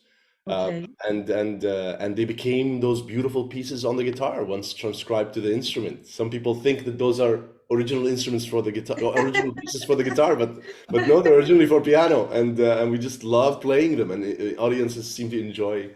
Oh my God, great we Spanish pieces. definitely enjoyed it. That was good. That was good. Thank you, thank you. Thank you so much. All right, people say that was beautiful. Okay, that was a wonderful performance from Tariq. Thank you so much, Tariq. How can we reach out to you for further engagement? What is your Instagram handle? How can we follow you? Yes, sure. You can find my Instagram. I don't know if I should type it in the chat or maybe you can. Yes, I'll put it in. It's instagram.com/TariqHardMusic. Okay. And you can feel free to follow me there. I'll put the www. There we go. But you probably would need to copy paste that thing to work. Okay, thank you so much, Tariq. That was a wonderful piece there. Thank you so much. We look forward to more collaborations with you. Yes, hopefully in the future. Thank you so much. Enjoy the rest of the festival. Thank you so much. I appreciate it. Thank you. All right, my people. Hope you are all having fun. We are getting closer to the end of the program. But before we go, I think we have some time before we have Constanza. We will go for another musical break. This one is from Jeffrey. Enjoy.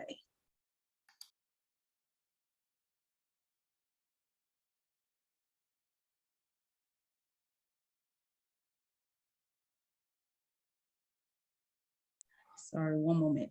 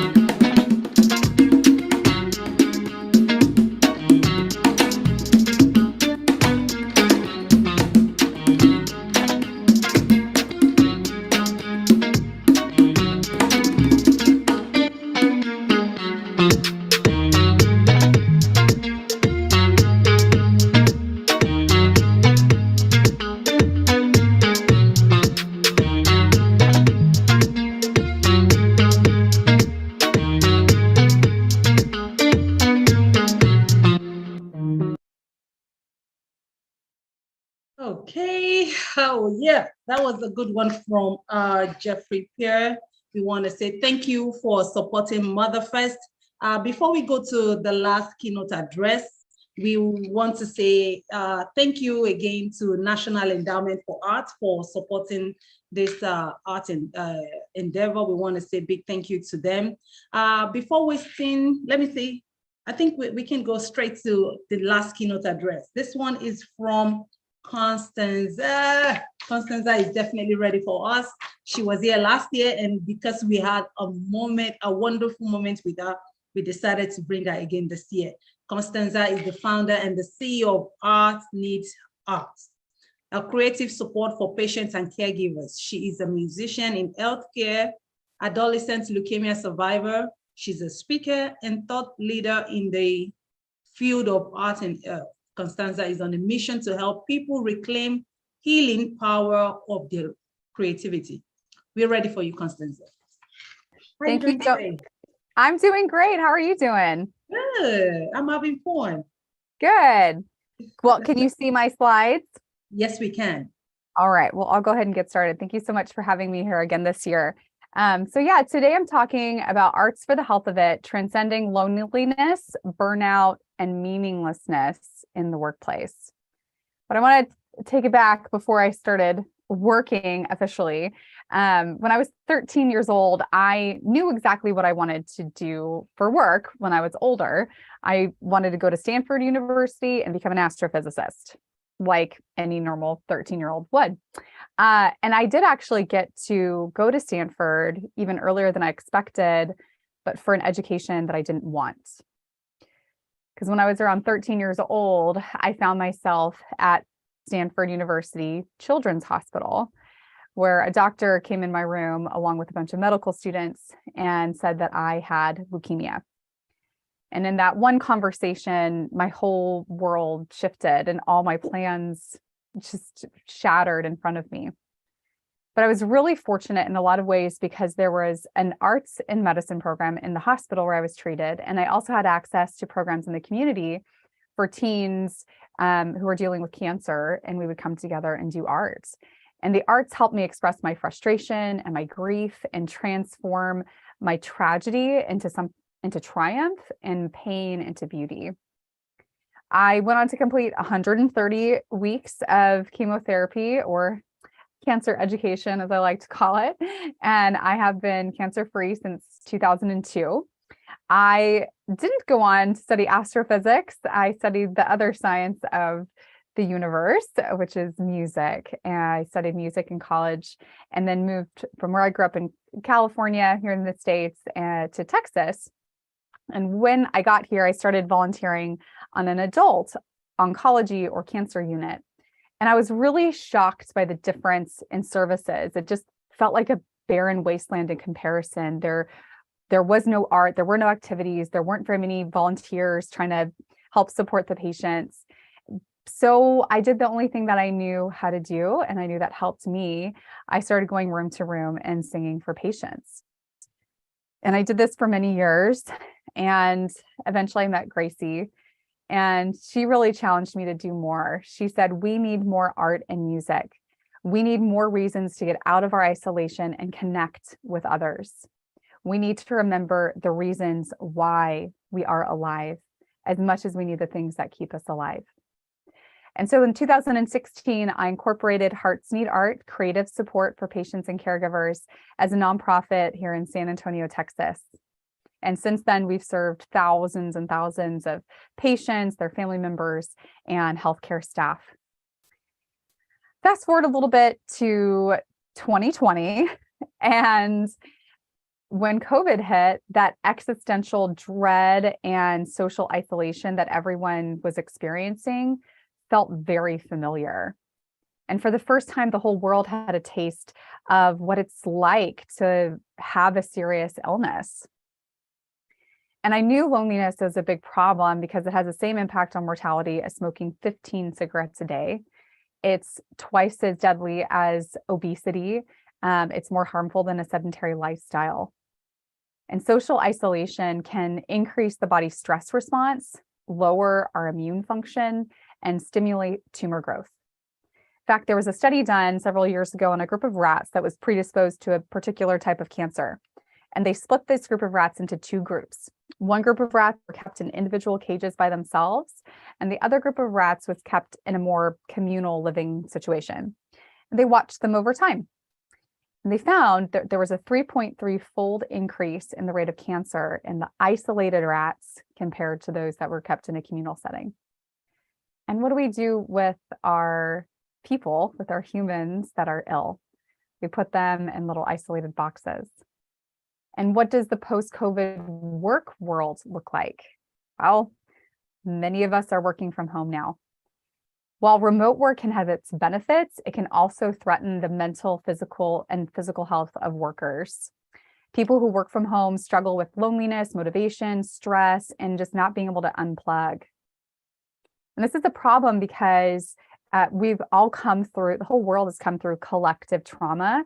And in order to come to a new normal or a new way of being and living with each other in a healthy way, we need to do something about that. And trauma is a word that gets thrown around a lot, and there's no one experience that someone can have that guarantees that they will have trauma. Trauma is actually relates to how the body responds to a deeply distressing event. It's when our body is overwhelmed and isn't able to cope with a deeply distressing event. And Dr. Bessel van de Kolk is one of the leading experts on trauma and trauma recovery in the world. And he says that numerous studies of disaster response around the globe have shown that social support is the most powerful protection against becoming overwhelmed by stress and trauma. And social support isn't the same as merely being in the presence of others. It's not just about like being in the office together. The critical issue is reciprocity, being truly heard and seen by the people around us, feeling that we're held in someone else's mind and heart. For our physiology to calm down, heal, and grow, we need a visceral feeling of safety. No doctor can write a prescription for friendship and love. These are complex and hard-earned capacities. So this makes me concerned for the future of isolated corporate workers around the world. And it makes me ask this question, how can we cultivate belonging in the workplace? And is there something that we've learned in working with people that are stuck in little boxes in the hospital? And how can we maybe apply the arts? Well, let me show you what happened when one of our patients came out of his box to create art. Magical things happen with our musicians and artists at the hospital all the time. Some days they're extra special. Like today, we had some members of the San Antonio Symphony give me a thumbs up in the chat if you can for patients, and we were on.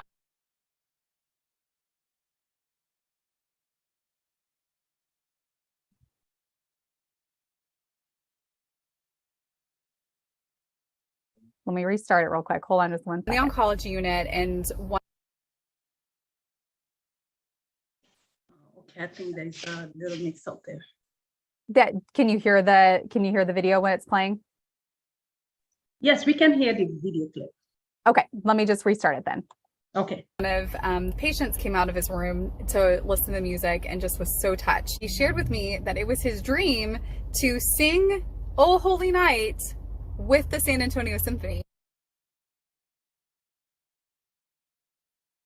They had already moved on to another floor, but I went back and got them. And they accompanied him singing "Oh Holy Night." All right, our soloist has arrived, y'all. This is Archie, and he would like to sing with you guys.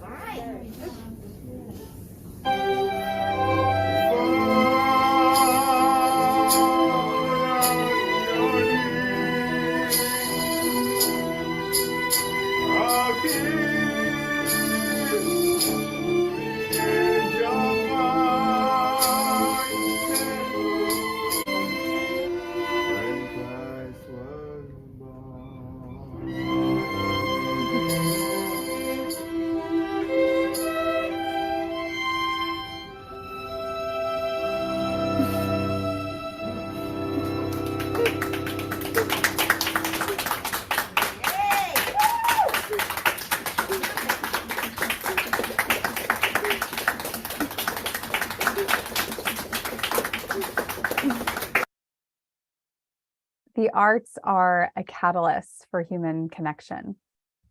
The arts help us tend to the reasons why we are alive, and they help us feel loved in ways that little else can. And we need to love creatively even more in this post-COVID world. The arts actually help to improve our well-being, metabolize our experiences, cultivate belonging, and celebrate meaning. Now, some people ask this question, aren't the arts extra? Aren't they kind of nice to have? We're trying to get through a global crisis. Why do we need the arts? Well, the arts are actually an essential component for health and well-being. Ellen Disanayak is an ethnologist that studies the role that the arts play in cultures around the world. And she defines the arts and related activities as processes that help humans return to psychological and social equilibrium. The arts are the original psychotherapy.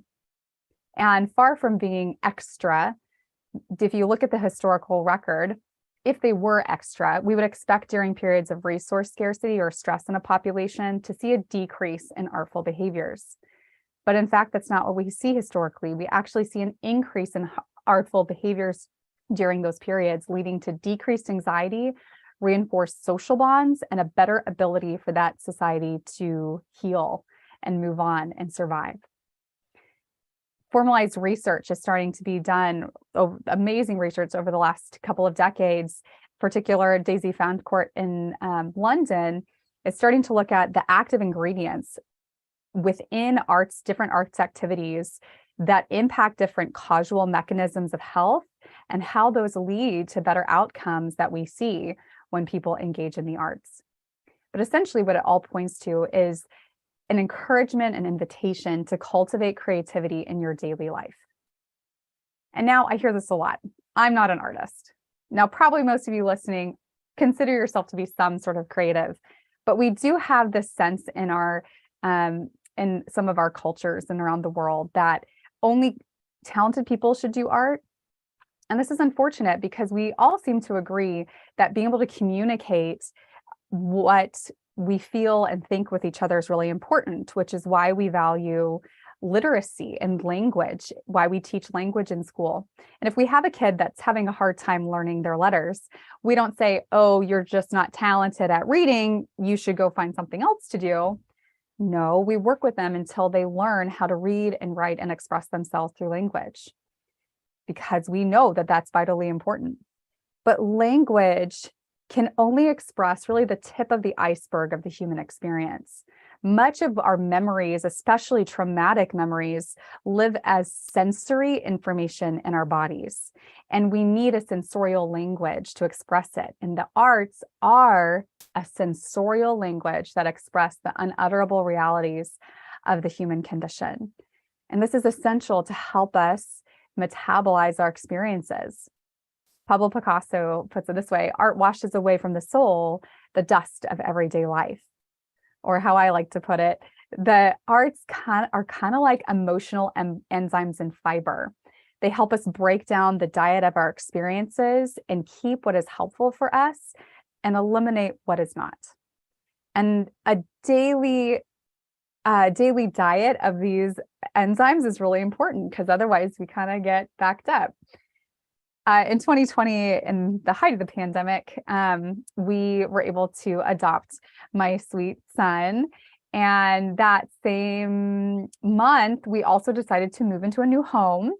It was a little bit stressful, but we made it work. And a few weeks after we were in our new home, I woke up to take care of this little guy in the morning, early in the morning, and I put my feet on the floor to find several inches of what I found out later was sewer water that had backed up into our new home. And as they tore apart the floors and the walls, and we had to move out of our home as they were fixing it, they found that the previous owner was a flusher, and just anything unpleasant that she didn't want to deal with appropriately, she just flushed down the toilet, thinking she'd never have to deal with it again.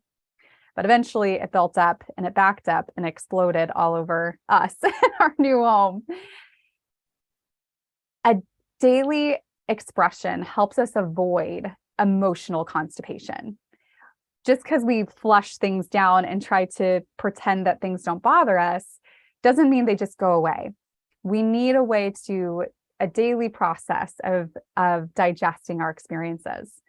And we teach our artists to employ entering and exiting rituals when they're going into their work and exiting from their work. But these are great to do when you're starting your day or ending your day. And it could be anything from journaling to visual art, dance, music, whatever helps you digest and release and process what you've experienced during the day can be helpful. And I have a free download for everyone.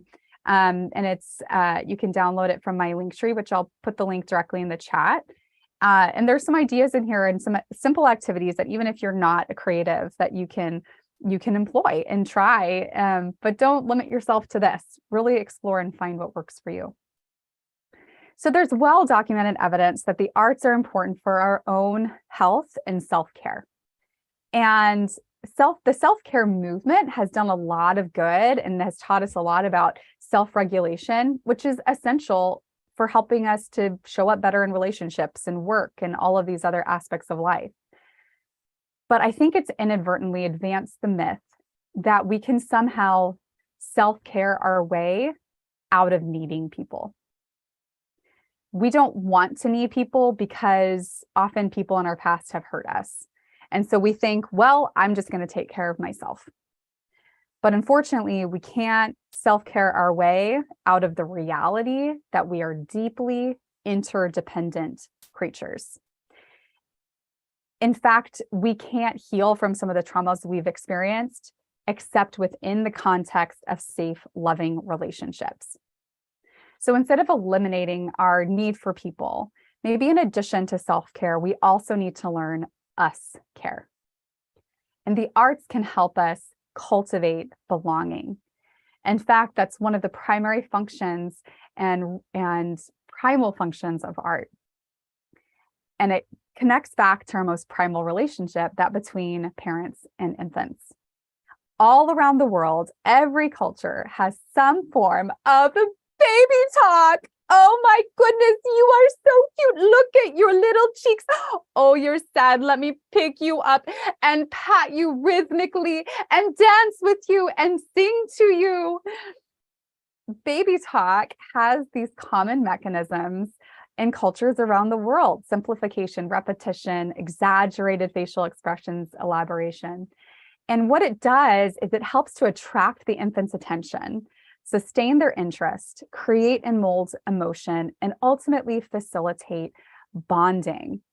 We capture their attention long enough so that they can see the delight in our eyes, so that they know they're loved, they belong, and they're safe. In fact, Dr. James Wilder said that in the first 2 years of life, the desire to experience joy and loving relationships is the most powerful force in life. In fact, some neurologists now say that the basic human need is to be the sparkle in someone's eye. It just so happens that these are the same mechanisms we employ when we create and engage in art. And it has the same effect on adult audiences, attracting attention, sustaining interest, molding our emotion, and facilitating bonding and social bonds. The arts remind us that we're not alone in our pain and our joy, and they help us love creatively. There is this inextricable link from the very beginning of human history between art and love. The very process of artification is to make something special, to highlight things that are important for survival, that are meaningful in life. And what's more important than to artify each other? What if we were intentional about slowing down, noticing, and reflecting back the good we see in others? We have a tradition at Hearts Need Art that when one of our artists has to leave us, we add up all of the patients that they've worked with during their time with us, and we give them a heart for each one of those patients. And recently, Catherine, who you see in this picture, had to move to a different state. And so the day that she left, I brought over her jar of hearts and explained the significance. And she just started weeping. And she said it was one of the more meaningful gifts she'd ever received. And it became an anchor point, a totem for her as she moved on, that what she had done with us was significant and meaningful. Look for opportunities to artify each other. Because when people feel seen and heard and connected, it can change everything. And these little hearts we imbibed with meaning, because the arts help us do that. They help us celebrate meaning. Dr. Viktor Frankl was an Austrian neurologist, psychiatrist, philosopher, and writer, and also Holocaust survivor. And based on his observations in going through concentration camps during World War II, he wrote a book afterward called Man's Search for Meaning and developed a form of therapy called logotherapy, or meaning therapy. And he says that for the first time in my life, I saw the truth as it is set into song by so many poets, proclaimed as the final wisdom by so many thinkers, the truth, that love is the ultimate and highest goal to which man can aspire. Then I grasped the meaning of the greatest secret that human poetry and human thought and belief have to impart. The salvation of man is through love and in love. Unfortunately, in our busy work lives, it's easy for busyness to crowd out meaningfulness. So we must create rhythms and rituals to artify meaning in our lives. We need the arts to help capture our attention and help remind us to focus on things that are most important. And the arts engage us sensorially. They engage our senses, our hearing, our sight, our all of our senses, and help us pay attention. And we either artify the meaningful or risk serving the meaningless. There's an artification activity that I encourage at workshops when I do with companies, and it's just writing a simple coworker affirmation and using kind of repetition and some of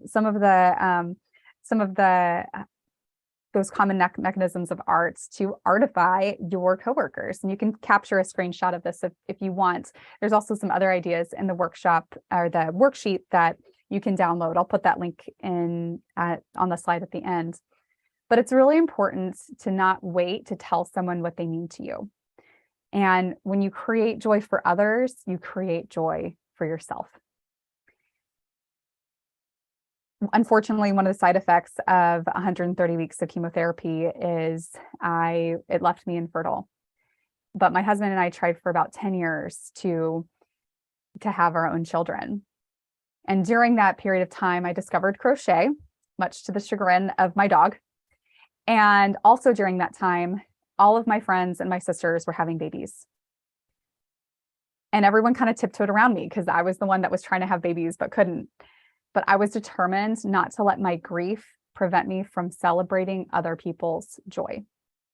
So I told each of them to pick one baby item, crochet baby item, and I would learn how to make it for them. And so I made so many baby blankets like this one for my niece, and outfits and stuffed animals and all kinds of things. And I learned how to do all kinds of stitches as I helped celebrate other people's joy. I also amassed this vast collection of yarn from leftover pieces from all these projects, a whole rainbow of color in my closet. And then in 2020, when I found out that we were going to be able to adopt my son, JJ, I started a new blanket. And it was one for my bundle of joy, using those leftover pieces of thread from these projects that I had done to create joy for someone else, to celebrate joy with someone else. I now got to weave into this very special blanket for my son. And every time I look at that blanket, I remember all the love and loss over the last 20 years. I remember our power to turn pain into something beautiful. And I hope that one day it will help him remember that he is the sparkle of my eye. The arts help us improve well-being, metabolize our experience, cultivate belonging, and ultimately celebrate meaning. When you artify love, you live a happier, healthier, and more meaningful life. Thank you so much for listening today, and I really encourage you to find ways to artify in your life. You can find some ideas here at the free download on this link and the link in the comments. And you can learn more about Hearts Need Art in that same link, or you can scan this code as well. But it's been really a joy to be with you here today. Thank you so much, Constanza. That was really beautiful. Thank you so much. And you said something that really touched me there. You said, do not wait to tell somebody what they mean to you. That's really beautiful, especially with the season that we are right now. We definitely have to express our love to the people that, reach out to people that we say we love, because they may not be there or we might not be there tomorrow. That is really great. Thank you so much. Does anybody have any questions for Constanza at this time? You can unmute yourself and ask questions. Let me check the chat segment. Let me see. Michael Fashakin said, thank you, Constanza. Thank you so much. Thank you, Michael. She already left contact information on the chat. You didn't leave your Instagram handle? Yes, ma'am. Okay. I'll put it in the chat. Okay. Thank you for having me. It's a joy to be here again. It's a pleasure to have you again. Thank you so much. Thank you. Okay, if you still have questions for Constanza, you can leave it in the chat section, or you can meet yourself. You can also reach out to her via email on our Instagram handle. She's very, very accessible, that I can tell you.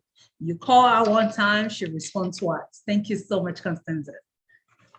Okay, it's about time. Let's take another musical break. And this one is coming from Jewel. Jewel will be doing, let me just quickly say that Jewel is my daughter.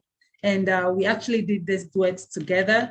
And the song is titled Shimrere. Shimrere means do well. She doesn't want to come up to say something, so I decided to jump on to say this for her. Shimrere means it's a prayer for every parent or every caregiver to their children or to their loved one that you need to prosper. Enjoy this beautiful one from Jewel.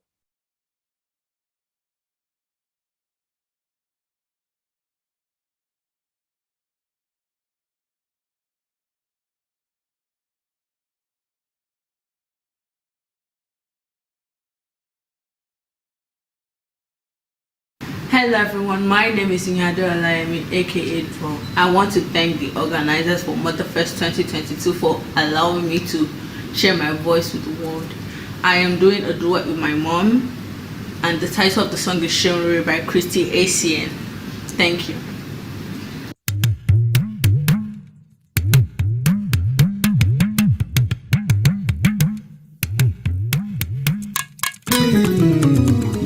Who sat and watched my infant when sleeping on my cradle bed, and tears of sweet affection shed? My mother, ọmọ mi ṣorere tìrẹ adára o, ọmọ mi gbọ́ tèmi tìrẹ adára o, ọmọ mi ṣorere tìrẹ adára o, ọmọ mi gbọ́ tèmi tìrẹ adára o, ọmọ mi ṣorere tìrẹ adára o, ọmọ mi gbọ́ tèmi tìrẹ adára o. Ìyá mi máa ṣorere gbàdúrà fún mi, bàbá mi máa ṣorere gbàdúrà fún mi, ìyá mi máa ṣorere gbàdúrà fún mi o, bàbá mi máa ṣorere gbàdúrà fún mi. Tọ́mọdé bá hùwà burúkú wá ní màmá rẹ̀ ló kọ́, tọ́mọdé bá hùwà burúkú wá ní bàbá rẹ̀ ló kọ́. Ìyá mi fọ̀nà tó dá omi láàyè, bàbá mi fi wà tó dá omi láàyè.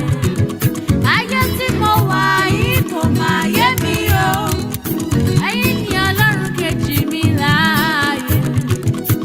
Ọmọ mi ṣorere tìrẹ adára o, ọmọ mi gbọ́ tèmi tìrẹ adára o, ọmọ mi ṣorere tìrẹ adára o, ọmọ mi gbọ́ tèmi tìrẹ adára o. Ìyá mi máa ṣorere gbàdúrà fún mi, bàbá mi máa ṣorere gbàdúrà fún mi, ìyá mi máa ṣorere gbàdúrà fún mi o, bàbá mi máa ṣorere gbàdúrà fún mi. Tọ́mọdé bá hùwà burúkú wá ní bàbá rẹ̀ ló kọ́, tọ́mọdé bá hùwà burúkú wá ní bàbá rẹ̀ ló kọ́. Ìyá mi fọ̀nà tó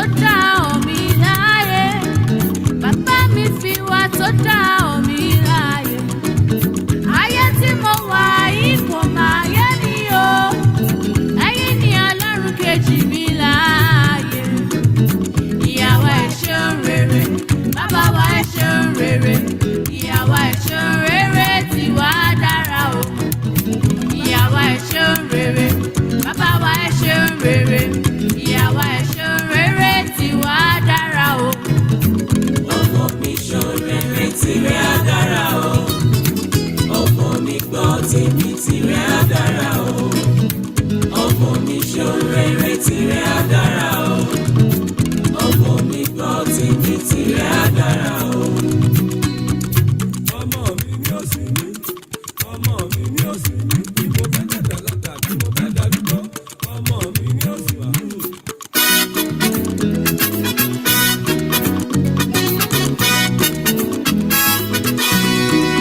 Ìyá mi máa ṣeun rere, gbàdúrà fún mi. Bàbá mi máa ṣeun rere, gbàdúrà fún mi. Ìyá mi máa ṣeun rere, gbàdúrà fún mi o. Bàbá mi máa ṣeun rere, gbàdúrà fún mi. Tọ́mọdé bá hùwà burúkú, wá ní màmá rẹ̀ ló kọ́. Tọ́mọdé bá hùwà burúkú, wá ní bàbá rẹ̀ ló kọ́. Ìyá mi fọ̀nà tó dá omi láàyè. Bàbá mi fi wá tó dá omi láàyè. Ayé tí mo wà yìí kò máa yé mi o. Ẹ̀yin ni Ọlọ́run kejì mi láàyè. Ìyàwó ẹ ṣeun rere, bàbá wa ẹ ṣeun rere. Ìyàwó ẹ ṣeun rere tí wàá dára o. Ọmọ mi ṣeun rere tìrẹ á dára o. Ọmọ mi gbọ́ tèmi tìrẹ á dára o. Ọmọ mi ṣeun rere tìrẹ á dára o. Ọmọ mi gbọ́ tèmi tìrẹ á dára o.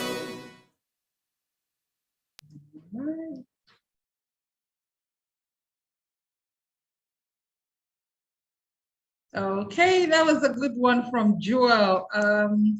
It's a prayer that all our children will succeed in life. That was a good one. Okay, let's go to Kyle. Kyle will be doing a live poetry. Kyle, are you here now? Yes, it's about time.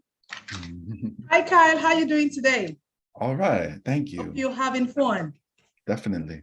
All right, what do you have for us? All right. Well, one, just gratitude. This has been a very, beautiful event. Meeting people I've never seen before or heard before, and just the mix of different approaches and different forms. And I'm just going to share a couple of short poems during my little 10-minute set. But I'm trying to think of poems that kind of draw together other things that we've heard today about storytelling and the power of narrative and the work that art can do. In our lives, for ourselves, for the people around us, etc. So I'll share a few pieces. I won't talk too much. This is called The Ghost Yard. And I should say very briefly, I come from a spoken word tradition, and in a live performance, there's a lot that goes along with that in terms of call and response and audience and stuff like that. But I would say that for people who aren't as familiar, and I'm sure people in this space, there are some who are, but if you're not more familiar, I think one thing that comes to mind to me about spoken word as a practice is that there's a lot of freedom. When we study poetry in middle school or in high school, it's often very formalized, haiku, a sonnet, etc.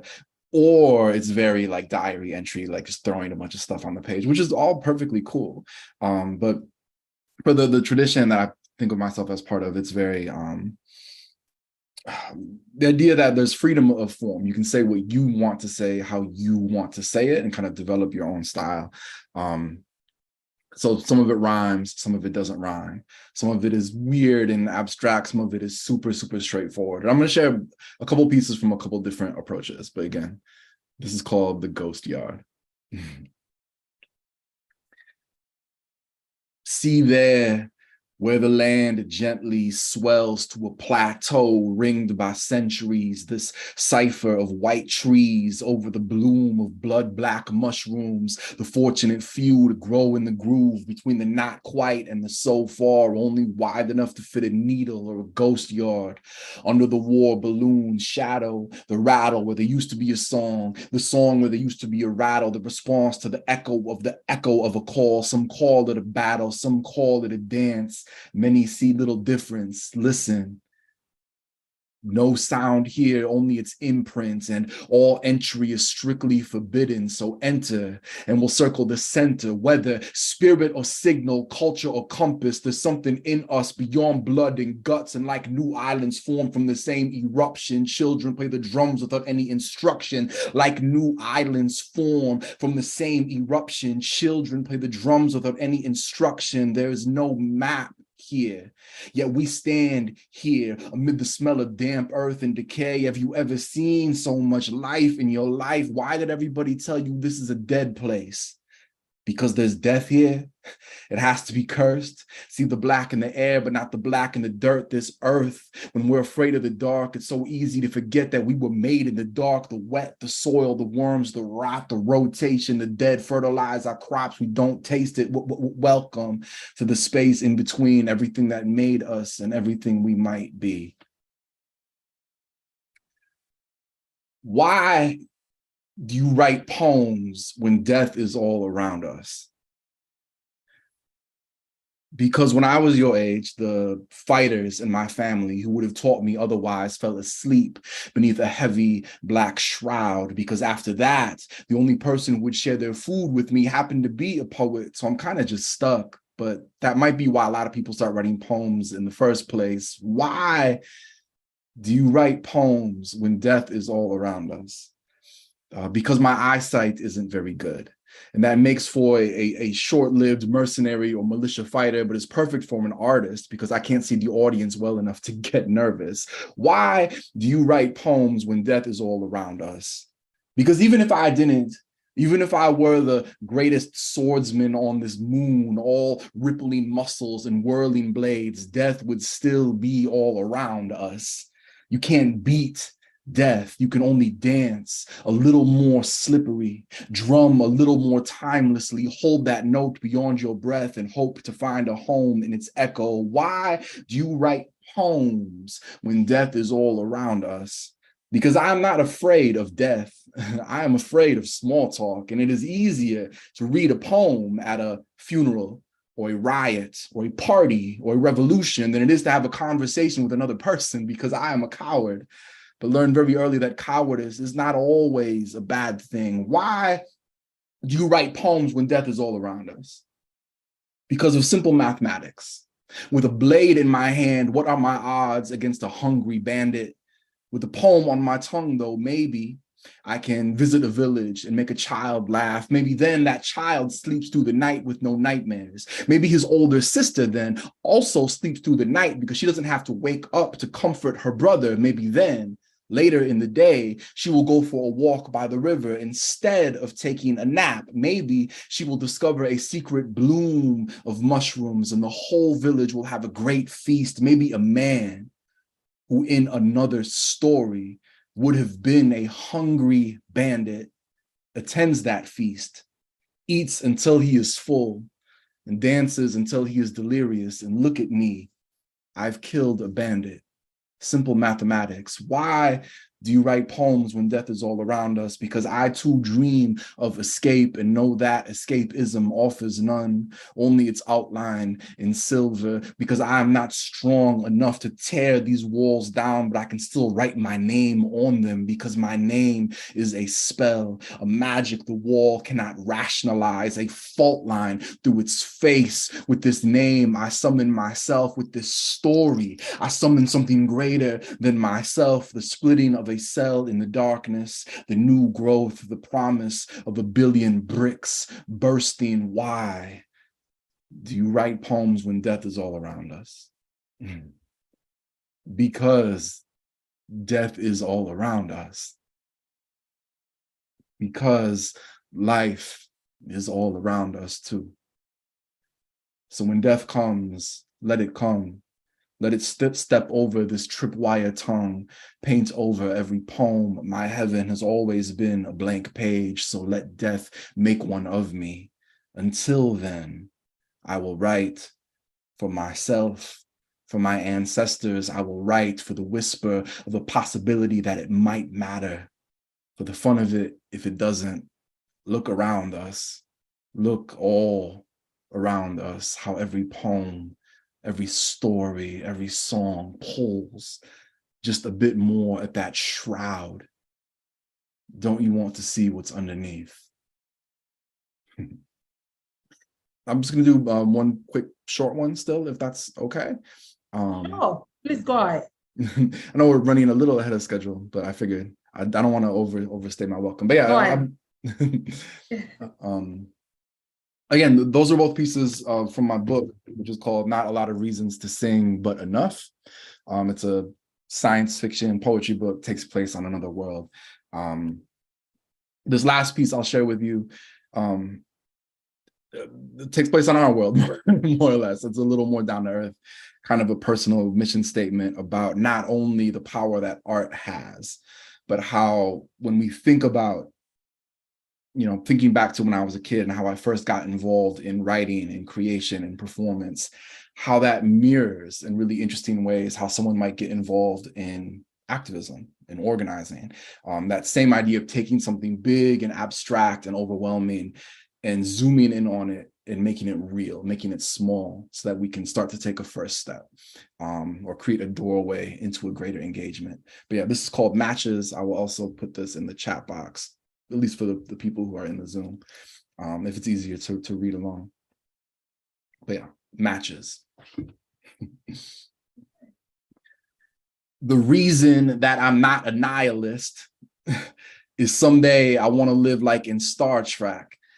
And I know that we'll never build starships until we tackle poverty, war, and hardship. So we fight overnight and over lifetimes, organized for that warp drive. And of course, I realize that we're a long way from it. But what better reason to start running? Because if you're going to do the work, then it's got to be honest, because the best of us have all already been forgotten. And if you're in it for the recognition, I hate to disappoint, but if you do it right, you'll never get it. We don't remember the farmer, we remember the fruit. We don't remember the inventor, we remember the boom, the impact through the eons. So I know what side of history I want to be on. I got a lot of ancestors on my side. I got an ancestor who took a bullet to the chest and survived. I got an ancestor who cheated and lied. I got an ancestor who taught her children how to fight. So much spirit in my corner, can't help but color outside every border to every ancestor who kept my song alive. I swear on your unmarked graves, I will sing it till I die. Because there are no stories told in a vacuum. There is no prophecy lighting our way. There is just a lot of darkness to be afraid of, so it's a good thing we are not afraid. There was no Superman in that phone booth. There was no rewarding our faith. There is no one who can save us, so it's a good thing we don't need to be saved. There are no starships in low Earth orbit, no aliens to save us from ourselves. There is no voice willing to speak for us, so it's a good thing we know how to yell. There was no chosen one, no destiny, no fate. There's no such thing as magic. There is no light at the end of this tunnel. So it's a good thing we brought matches. Yeah, thanks again. I'm very humbled and honored to contribute a little bit. Thank you so much, Kyle. That was wonderful. A round of applause for Kyle. That was good. What usually inspires your spoken word or your poetry? What usually inspires them? I really think it's being in community with people. I think there's a misconception that, especially poetry, but art in general is a very individual, solitary thing. And I just don't buy that. I think we find inspiration from each other, from going to other people's events, well, pre-COVID at least, going to events like this. And, being in community with other people. Thank you so much. And that actually resonates with us because the theme for Motherfest 2022 is connecting the world through art. And you've seen how we've all been connecting together with music, poetry, all of these things are connecting us. And we are all from different places across the globe. This is about time we started sharing more about art so we can connect more with ourselves. Thank you so much, Kyle. We look forward to more collaborations with you in the nearest future. Okay, all right. It's getting there. Are you all excited? Thank you all for staying tuned. We have about 2-3 more performances, and it's gonna be a wrap on the 2022 edition of Motherfest. I'm having so much fun. I really don't want this to end. Thank you all for staying tuned. This next performance is from Claudia Constantini. He sent a pre-recorded performance. Please enjoy this beautiful piece from Constantini. Enjoy.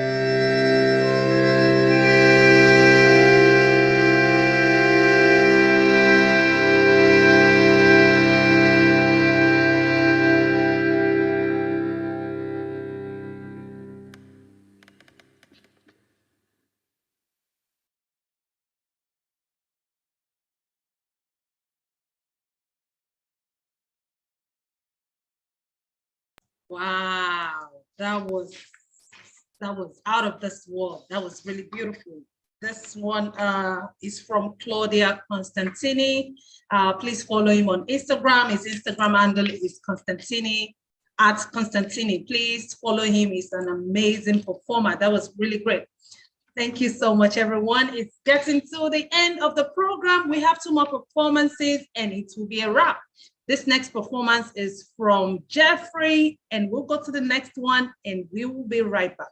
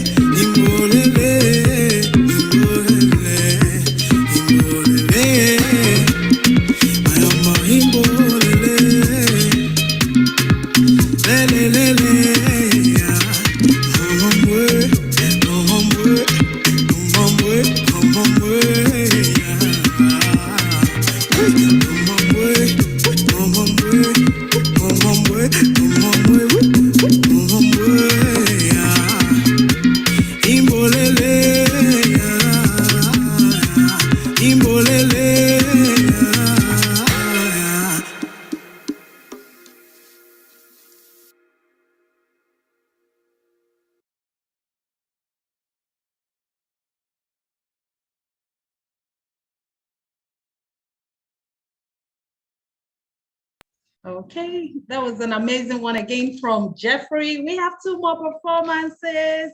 Oh my God, he was fully into it. Yes. This next one, I'm sure you would like it. I'm just going to leave it for you to judge it, and I'll be right back. Enjoy this second to the last performance for Motherfest 2022.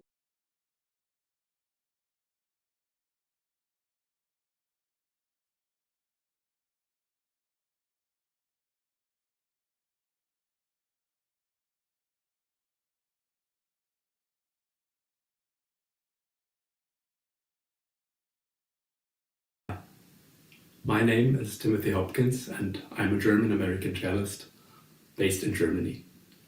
And I am very happy to be performing for Motorfest 2022, connecting the world through the arts. The piece I chose to play today is the Sarabande from the 6th Cello Suite in D major by Johann Sebastian Bach. Many people say that this D major suite is singing about the resurrection of Christ and us being reborn with him as new people. Whether we believe this is true or not, in any case, this music is carrying the message of love, peace, happiness, a new beginning, beauty, and hope.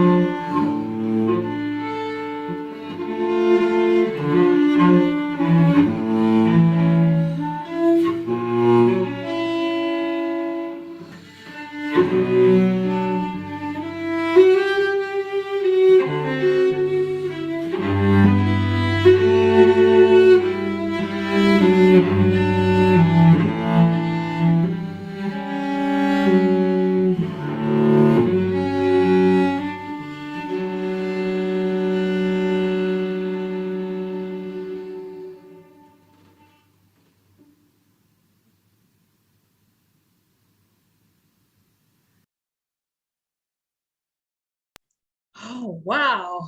That was really great. Thank you so much, Timothy. That was from Timothy Hopkins. Thank you very much.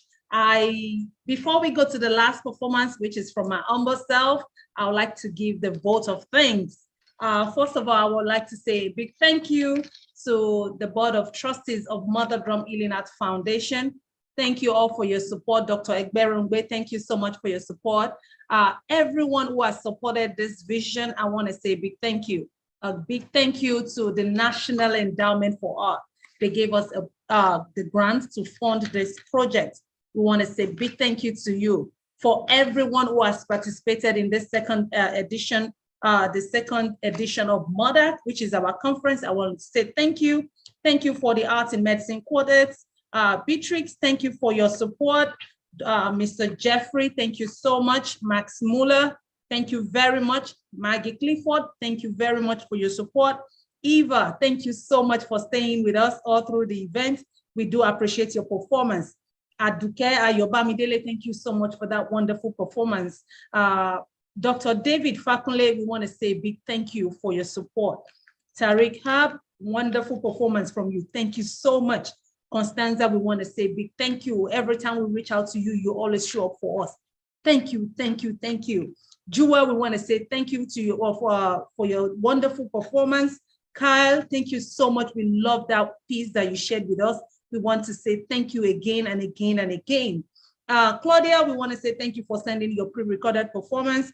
We want to say thank you to Timothy and every person who has participated in this event. Mr. Michael Fashaki, Olatunde Oyelola, Sister Yemi Olayemi, thank you so much. Without you all, Motherfest will not be a success. I want to say thank you to everyone who has been there for us. Thank you for those who participated in the event yesterday. And tomorrow is going to be our Healing Arts exhibition. We have almost like 32 artists that will be showcasing their works. We are going to declare the winner of the competition tomorrow. It's going to start from 10 a.m. EST and it's going to run through 4 p.m. Please keep a date with us. It's going to be wonderful. Before I roll my last performance, I want to say thank you to Languages. Maya, I see your ends working here and there. Thank you so much.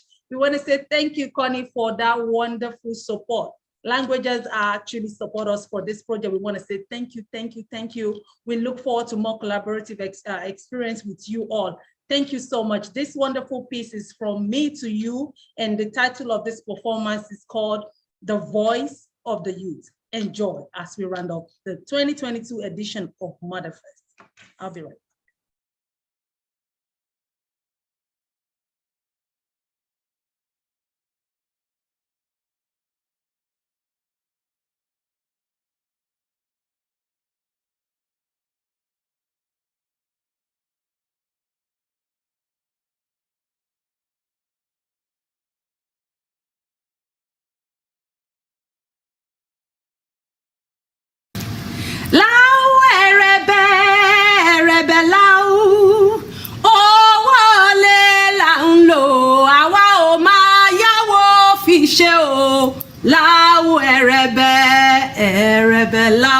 You already know, when you hear that voice, that is the mother drum of Africa.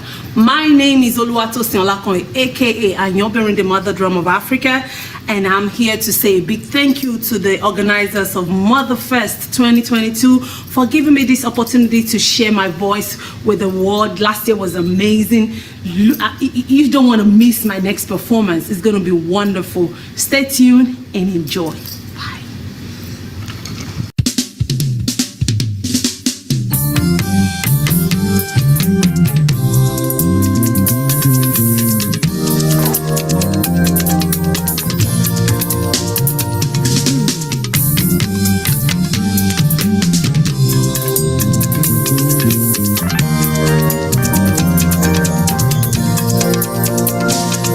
Ẹ má kóyan wá kéré o, ẹ má kóyan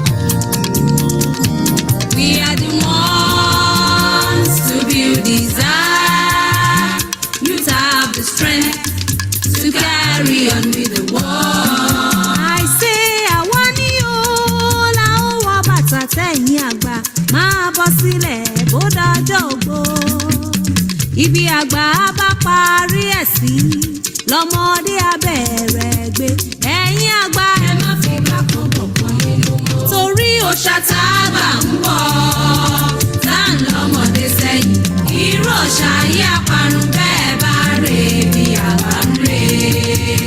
mo ní òòṣà tá a gbà ń bọ̀ tá à ń lọ́mọdé sẹ́yìn irú òòṣà yìí àparun bẹ́ẹ̀ bá rè bí àgbà ń rè. ẹ jọ̀wọ́ ẹ fi inú hàn wá ẹ fọ̀nà wá ẹ gbé wa sókè téńté ọ̀hún elépè ni ó ṣe gbé ní kékeré àkékè ó ṣe fojú di ẹ má kó yàn wá kéré.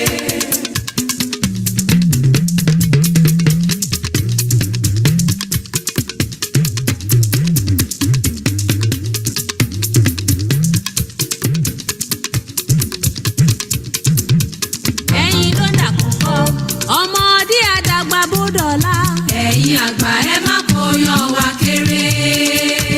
We are strong, we are wise, we are capable.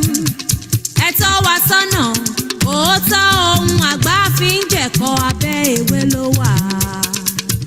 Carry us along, carry us along. Àwẹ̀ wọ́ lónìí, ká tàgbà lájàgbà lọ. Àmì àṣẹ.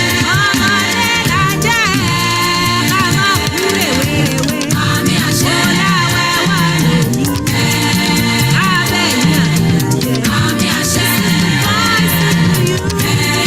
Ká tàgbà lájàgbà lọ. Àmì àṣẹ. You can carry us along, káwa má ṣiṣẹ́. Àmì àṣẹ.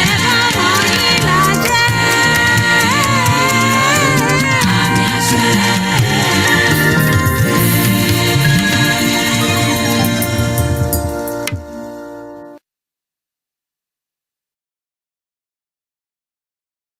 All right, thank you all for watching, for staying tuned. This is about time to get your feedback. If you want to unmute yourself, please quickly give us a comment. How do you feel? How has it been? Please unmute yourself and give your feedback before we round up the program.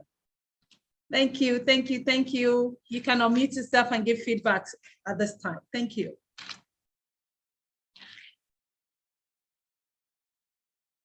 You can leave a comment as well if you feel comfortable like that. I'm going to read it. We definitely want to get your feedback, please. Okay, this is awesome. Eva said splendid. The message is clear. Thank you so much. Thank you all. See you all tomorrow at 10 a.m. for the exhibition. My name is Oluwatosin Olakoin, aka Anyobiri, the mother drum of Africa. And thank you so much for being there for us. I'm going to leave you with this performance and see you tomorrow. Bye for now. Okay, we can stop recording.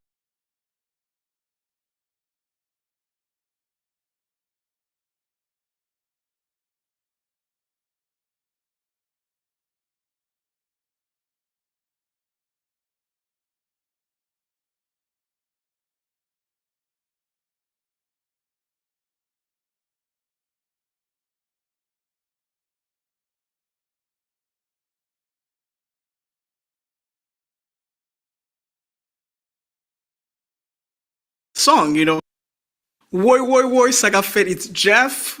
So I'm excited because today we're doing something special. So I'm using 3 bottles, 1, 2, 3, and 1 drum, to create a song, Actually, I'm using 2 sticks too, so let's go, baby. Woo-hoo, let's go. Ah!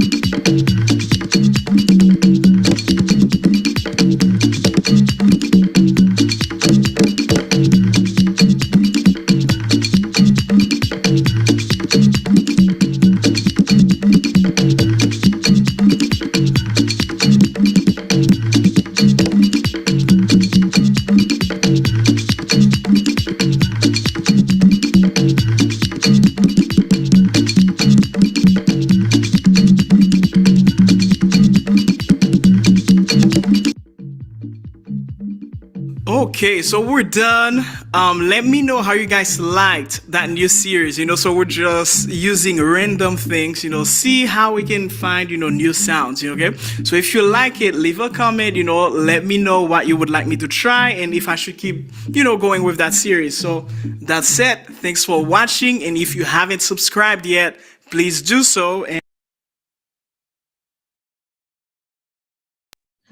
Right. Good night, everybody. Have a blessed evening. Have a blessed day. Bye, everyone.